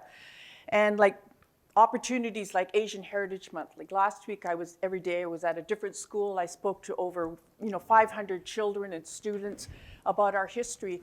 And whenever I tell the story of our history, I always end it by saying that these are the stories of the Chinese community, but these are the stories of all the immigrants. And Canada is a nation of immigrants. We've all come here from another country at one point or another to join the Indigenous peoples who were here thousands of years before all of us started arriving. So I want people to know that the struggles that people might feel today, they've just come from another country, that these are the shared experiences. And this is what, when you talk about the sense of belonging, diversity is a number, but the whole sense of belonging, this is something in feeling included. This is something we have to keep working on, and especially in this time of anti-Asian incidents. And it really breaks my heart because I feel that we're since World War II, with the repeal of all the anti-Chinese laws and policies, we've been making baby steps, improving, letting people learn about our history. And then now we're going, I think, giant steps backwards, and it just breaks my heart to see that happening. But one thing is that if we share our stories, that we're not so different from each other. We have more that we share in common. Our love of family, our love to do well and be kind to other people, all these kinds of values. These are shared values that crosses all ethnicities and cultural backgrounds. And so this is why when I go out and talk to people, students, I did a presentation to university students, and the person that came up to me, he says, I have a doctorate in Canadian history, and I never heard about the story of the Chinese history and their contribution here. So, this is why I think it's so important to get that story out. We belong here. We've been here. My grandfather came in 1899, and when I tell people that, they kind of like fall over. Really, that long? No wonder you speak such good English. So, but anyhow, that's all I wanted to add. Let me put this question a little bit sociological and philosophical way. To me, this notion of the identity formations and the creations and this thing is quite, to me, is complicated. It is not simply about unity and plurality or one Canada or a nation of many Canadians. And for me, it requires certain kind of specificity, some kind of nuances to understand this thing. Let me explain to you from my own personal experience in 1919, when I was doing research on my paper, Multiculturalism in Germany, in the 1990s. I realized that the immigrants are closely intertwined, their thinking with what I call this social policy and the institutions of the host country. It is very important. So this identity formation is not happening in a social vacuum. It is happening within the social context. It is that social context that I call is struggle. This struggle for social space, this struggle for access to resources, these are the way that we try to become ethnically conscious. So these are the things probably not only about the policies or the state particularly taking arbitrarily or voluntarily taking certain policies, that also includes the political parties. What kind of political party do you have? Second thing, learning science. While you are going, as you are saying, that you are going to school and then your kid is coming out and say, Mom, you cannot speak English, so I don't want to associate with you. Why did she get this kind of idea? is a learning side. That's where we are trying to inject that kind of idea that in order to become a good person, you must speak English. So, there is a social reality from my experience that I understand that the culturally immigrants are discriminated and economically they are excluded. Why? My explanation is that this is a very much with something to do with the Anglo-Saxon political model. They evolved based on the what I call assimilation model.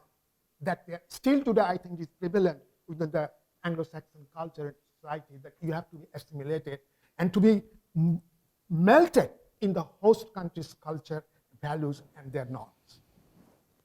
The host country is concerned that non-Anglo cultures are people without history, because those are the people country from Asia, India, they do not have history. They are people without history. So immigrants of color are essentialized in this way. It is a common policy at the time to put them one basket, as if class, status, honors are not for them. This is the luxury of the colonized people. So you see that kind of dichotomy is coming from the power structure. You are colonized. So you came here on the mercy of the state of Canada, which is dominated by Anglo-Saxon cultures. So their ethnic identity to me is not simply about identity, is not simply about class or gender. It is much more than that. So how do you transform this kind of what you call that world of immigrant to a collectivity, to an imagined home? For me, broader collective identity is one I call a political Canadian, a political Canadian. I feel passionately about being political and social. But political Canada depends on moving from, to borrow from French Fanon, I would say, national consciousness to political consciousness to social consciousness. This transformation from my identity as a Canadian to a political person, and from there a social consciousness on restructuring national culture and defining culture's future agenda like that. That is to me is very important. You have to be political. After all, I know that people are saying, hey, Rahim, you are getting very political. No, no, no. Everything is political. Nothing is served on the platter. You have to struggle for it. And it is through the struggle that you become conscious whether you are this or that. We have to eliminate that kind of thing by creating that social consciousness. That is our struggle right now in Canada. And that is the way I see future Canada. You must be political. You must be political. That's why I think. Dr. Chen? What he said. I had it in my notes. Really, it is about becoming political. I don't know what question we're on, but one of the questions is about what is the next generation to do. That's the third. That's the one coming up. Okay. That is so- coming. Okay, I'm really so- worried about that, about the future. Yeah. There's so much that the next generation needs to think about, and we need to play a role in making that conversation take place and making that conversation complex. It's not the face value that you get from a social media post. It's not the face value that even you get from one professor. It's complex in terms of who we are and how that's interpreted. Even when you look at the four of us, we have a number of different complexities ourselves, and we're political in different ways. Yeah. Thank you. That's great. The next question is exactly about that. Now, in light of recent global events such as COVID-19 and the ensuing political developments, what areas do you think the next generation of Asian Canadians should focus on, and how do these events shape your own perspectives on Asian Canadian identity and experiences, and perhaps thoughts and politics as well? Let me begin with let us continue what I said. The COVID-19 is not only the wake-up call for Asians, it is also for the humanity. But it has a certain specificity that makes COVID-19 a political issue. Donald Trump mused that the COVID-19 stood for Kung flu. That is what he said. That means it originated in China. Therefore, it must be Asian. So anything associated with it, it must be very bad. So you must be disassociated with that. Now the thing is that what I'm saying here is that the Mehdi Hasan, I don't know whether you watch this guy. He is on the MSNBC, on the Peacock.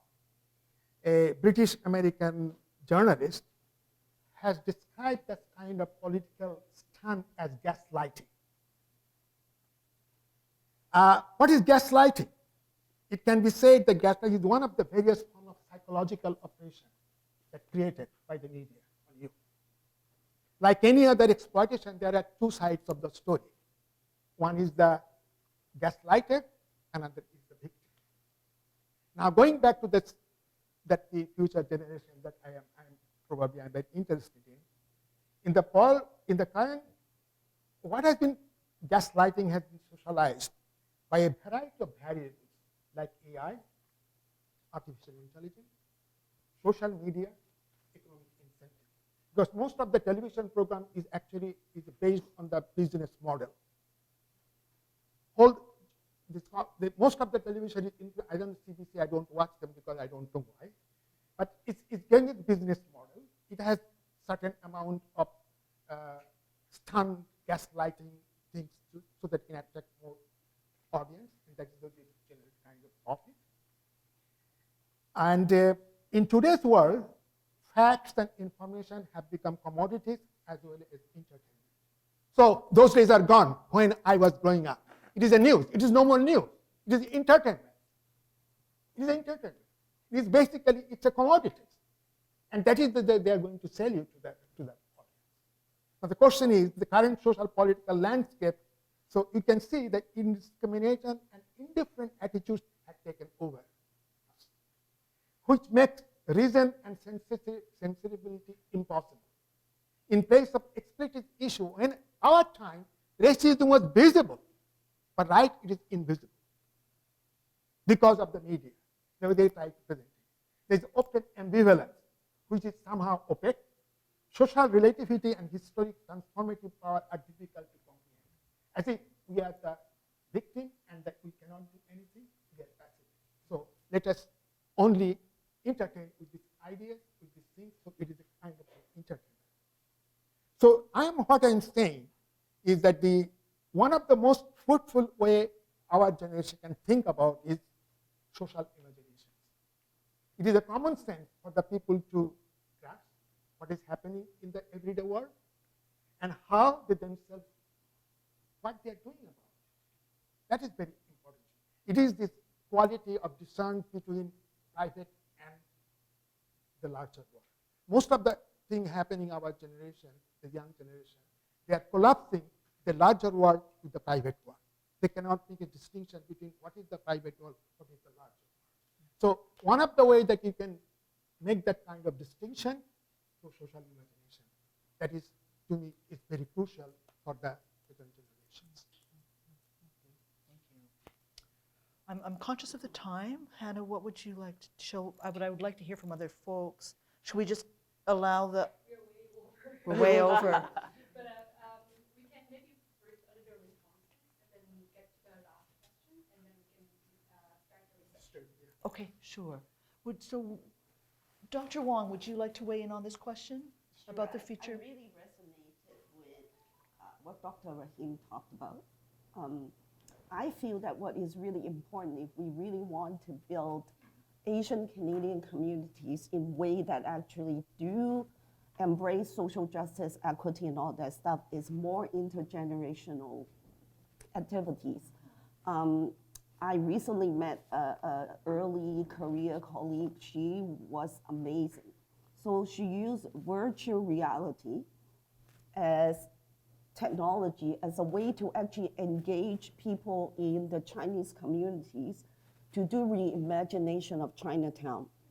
She's an architect, Dr. Linda Cheng, and she did amazing work, and we were really impressed.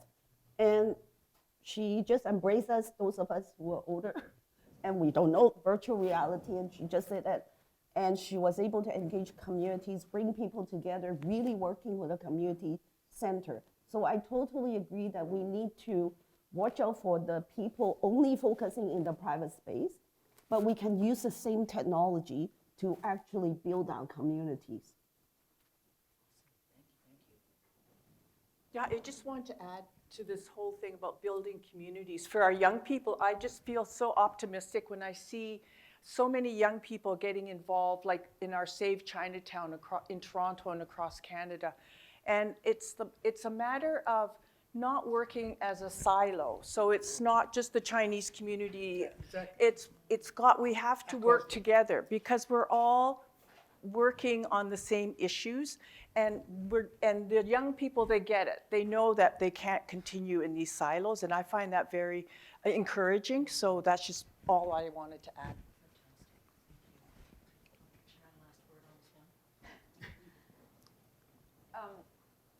We operate on a personal and a social level. So recently, during COVID time, 2 of my cousins were attacked, and one of them had to go to the hospital because of anti-Asian and COVID attitudes. That's on a personal level. But on a wider political level, we also have to engage in other activities. So some of you may be aware of the petition that was sent to David Johnston, a special rapporteur, because of the investigation into foreign interference. I circulated that among my colleagues, and that was circulated to students. People have to become aware at that level what is going on. And some people may not think that a signature matters, but it does matter because it's one step to becoming more aware on that political level. And we can do many more things like that. And go beyond the signature, find out about the network, the people that were writing that letter, and so on. And other thing I wanted to mention earlier is, if you haven't read it, this is a book that Tony gave me. You need to read Edward Said, Orientalism. It's absolutely fundamental, in my view. Thank you so much. So there is a fourth question, and maybe before I offer it, I'll just ask panelists to keep responses brief. I think everyone's starting to weary a little bit. The last question is, what do you see as the future of Asian Canadian studies and its interrelated fields, and how do you envision them developing in the coming years? It's a really important question. But let's just get into a little bit, and then we can chat more informally over the reception. Sure, let's start this way and go that way. Okay. I think Asian Canadian studies is under threat, and there's 2 really big threats, and there may be more. But the first threat is one that is affecting higher education, and that's the commercialization of education. It's about enrollments and how much money you're bringing into the university and so on. That means certain kinds of programs are under threat. And we have to work with our professoriate, but also Board of Governors and at the political level in the university to ensure that we don't lose Asian Canadian studies or whatever it might be called in your institution, because sometimes it has different names. We have Asian Canadian studies in my institution, but we also have South Asian studies. That's the first threat. The second threat is a wider political one, and that is the anti-woke movement. And that anti-woke movement, which is very strong in the US, is moving its way into Canada. And recently, don't know if you're aware, but in Florida, a whole Board of Governors was fired at a college and replaced with a conservative right-wing Board of Governors. That kind of thing hasn't happened here yet, but it could happen. And that's the kind of thing we need to pay attention to. Boards of Governors are, in British Columbia, they're appointed by the provincial government. And typically they are kind of more on the quote conservative side. And they typically are looking more at, how much money you're bringing in. But it's not too far away from book banning and book burning and those conservative elements. I really think that because of that, the anti-woke movement, Asian Canadian studies, is really under threat. And we have to become political about that.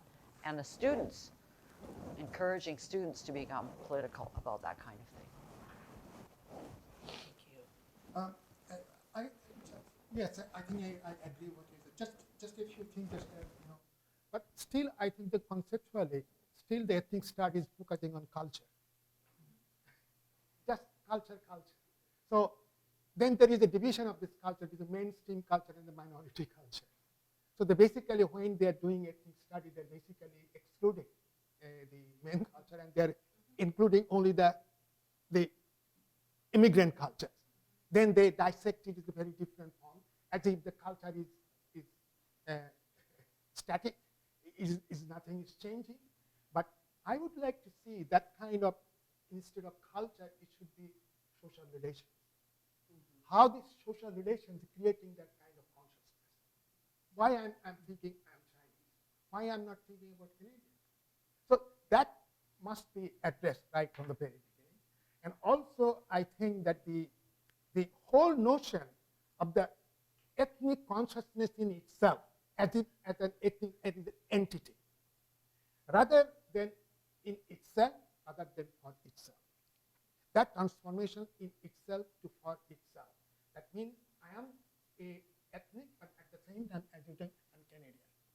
So that kind of transformation that should be taking outside of the periphery of so-called the culture. That needs to be redefined the meaning of the culture. And another part of the thing that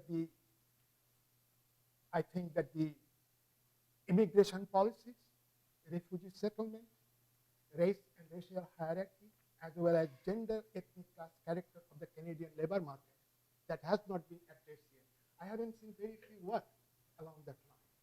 That how the labor market is participating, how the gender discrimination is taking place. This is a very untouched area in the ethnic studies, basically. And another thing that probably you said about that the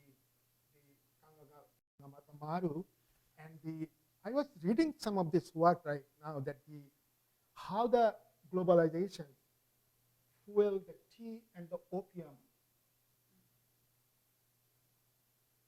and how it's turned into a kind of what I call that a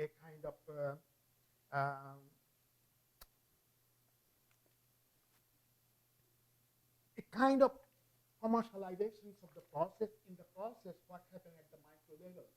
A lot of the people were in India and China were affected. And through that process, the migration actually taking place.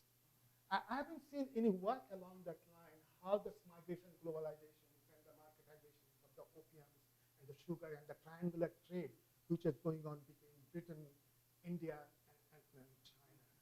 And how it's really affected the local people. Millions of people are affected by that kind of plantation of tea and the opiums and all those things. And how it is in turn created that kind of migration from the Asian countries. So that area needs to be addressed in our study, which is so far neglected. I haven't seen. When they talk about the history of migration, they talk about internally, how they are settling their problem, not with the globalization and the marketizations of the so-called that opium and the sugar and the tea and all those things that created that kind of adverse situation, which forced the people to migrate to North America. That's Amitav Ghosh's Nevis trilogy. If people are interested, it's really interesting. Arlene? So I'm a very optimistic person, and I always see things, the glass half full. And so when I look at Asian Canadian studies and what's down the road for people that are studying, when I give talks to students that are taking Asian Canadian studies, I'm very heartened that it's not all Asian Canadian students who are taking this course.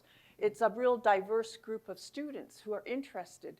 And so I think education is so key to learning about our history so that we can move forward knowing what our history is, making us feel that we're more part of this country, we are included, we belong here as well. So, and as much as I appreciate the threat to Asian Canadian studies across Canada, I still think that what we have is something that we can build on, and I hope it's going to be preserved. And again, being an optimist, I feel that these courses will continue, and I think it's so important because education is key to so many of the issues, and it's a complex world, but if you don't know things, it makes it worse. So that's what I wanted to add. So for me, future of Asian Canadian studies can come back to that loop to identities. I feel that identities are situational, it's contextual, and I do health research. I teach in public health sciences and in nursing.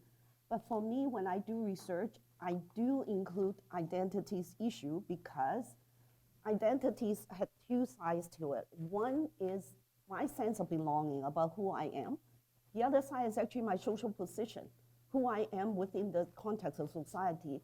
And when we do research, even in health, the identities part is very important because I used to work in public health and I fight with my colleagues all the time because we focus on individual behaviors. If only this woman have more self-esteem, then she will blah, blah, blah. If only these young people had better self-esteem. And I said, no, our health practices is not really an individual behavioral stuff. We do make choices, but our circumstances, conditions, structural resources is the one because so we look at how successful no smoking is now in Canada, but who benefited out of it? Middle and upper middle class, people who are in working class who are really out and under living in poverty. That's the only way they can cope with stress. So I feel that identities can bring us back and Asian studies can exist everywhere, and no matter what we do, especially if we are worried that it's just going to disappear and it becomes silence again. That's brilliant. What a way to end. That's incredible. Amazing. Thank you so much. Thank you all four of you. I'm in awe. Four brilliant folks. Congratulations again on a wonderful book, and thank you for the conversation. I wish we had another couple of hours. But let's take some time. I'm so sorry there won't be time for questions. We've kind of run ourselves aground, but maybe we can, okay, one? Okay. Okay. I'm glad you pointed out, Madam Cousin, too, that we are at a peak of anti-Asian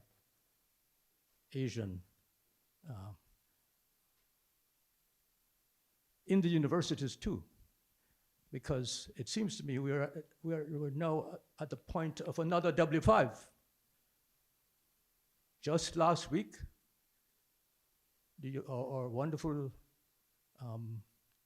University of Technology in Waterloo, I'm sorry, they were ordered to sever the contract, the research contract, which is not only owned by Huawei, but by a Western company.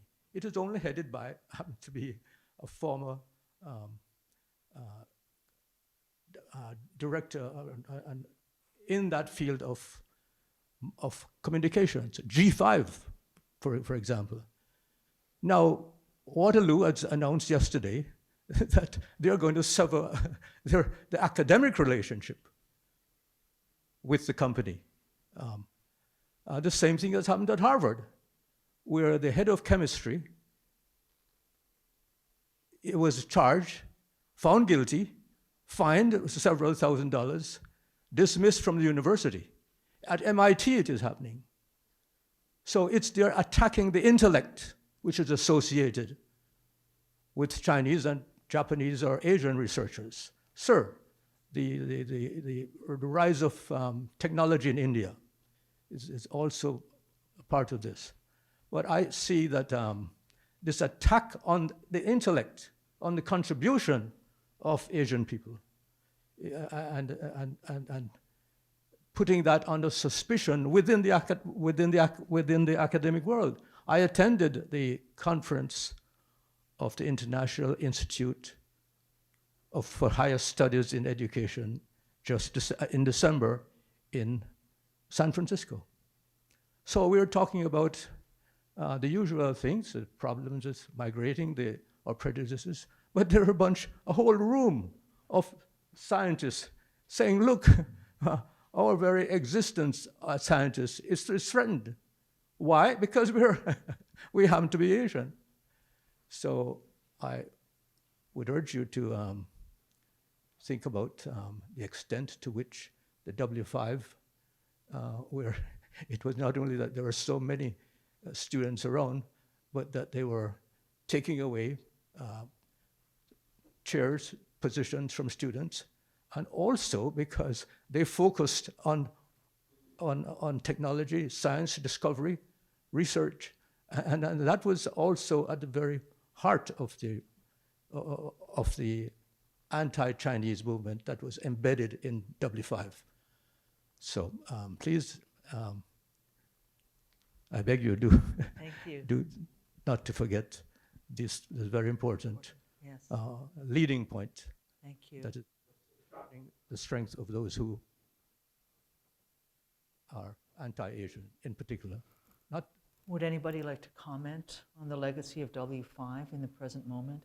It seems to me that, you know, there's a media question that's really sort of simmering beneath the surface, both in terms of media representation, but also shifts in media forms that some of you have touched on. And I wonder if there are ways in which the kind of anti-Asian racism that was circulating in the 70s repeats with a difference in the present. I think that's the question, right? Yeah. Yeah.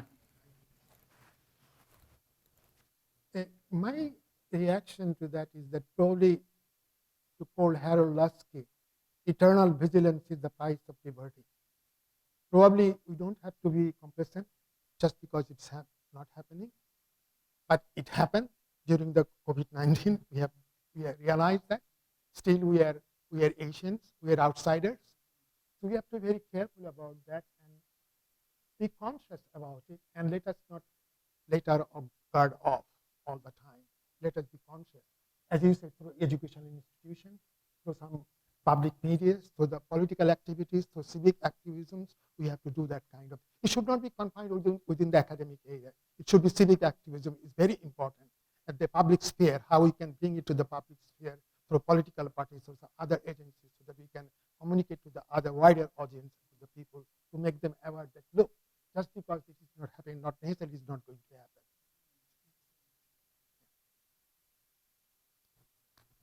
Add one comment, and that is that, you know, I also believe that education is the way to social justice and citizenship, but education has to be informed. We have a growing number of people, not only in students, but who seek simple answers for complex questions. And so you reduce it down to a media bite or a Twitter, and that's where we get into these, oh, that's the truth because Elon Musk said so, or that's the truth because so-and-so, you know, put it on Twitter or Instagram. We have to create an avenue for people to become more critical about the things that they read and see. And you know, it's fine, you can read the National Post, but be critical about it, or the Globe and Mail or whatever. Yeah. You see, that is that you're talking about is constricted, getting constricted because of the business model. So most of the television newspapers is operating like a business model. They want to make profit. They want to make certain kind of audience. The most they are popular to that is they're going to rent.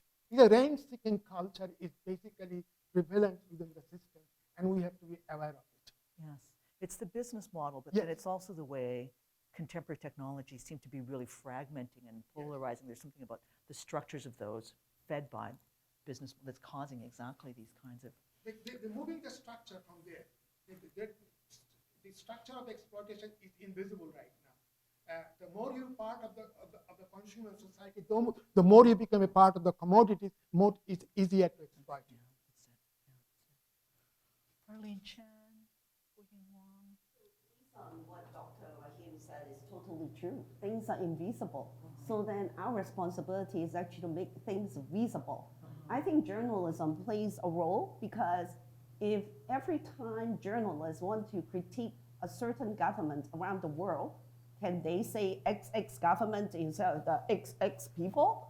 Because every time China is being criticized, I know that next time there'll be violence towards us because people don't care that we are Canadian, Chinese Canadian.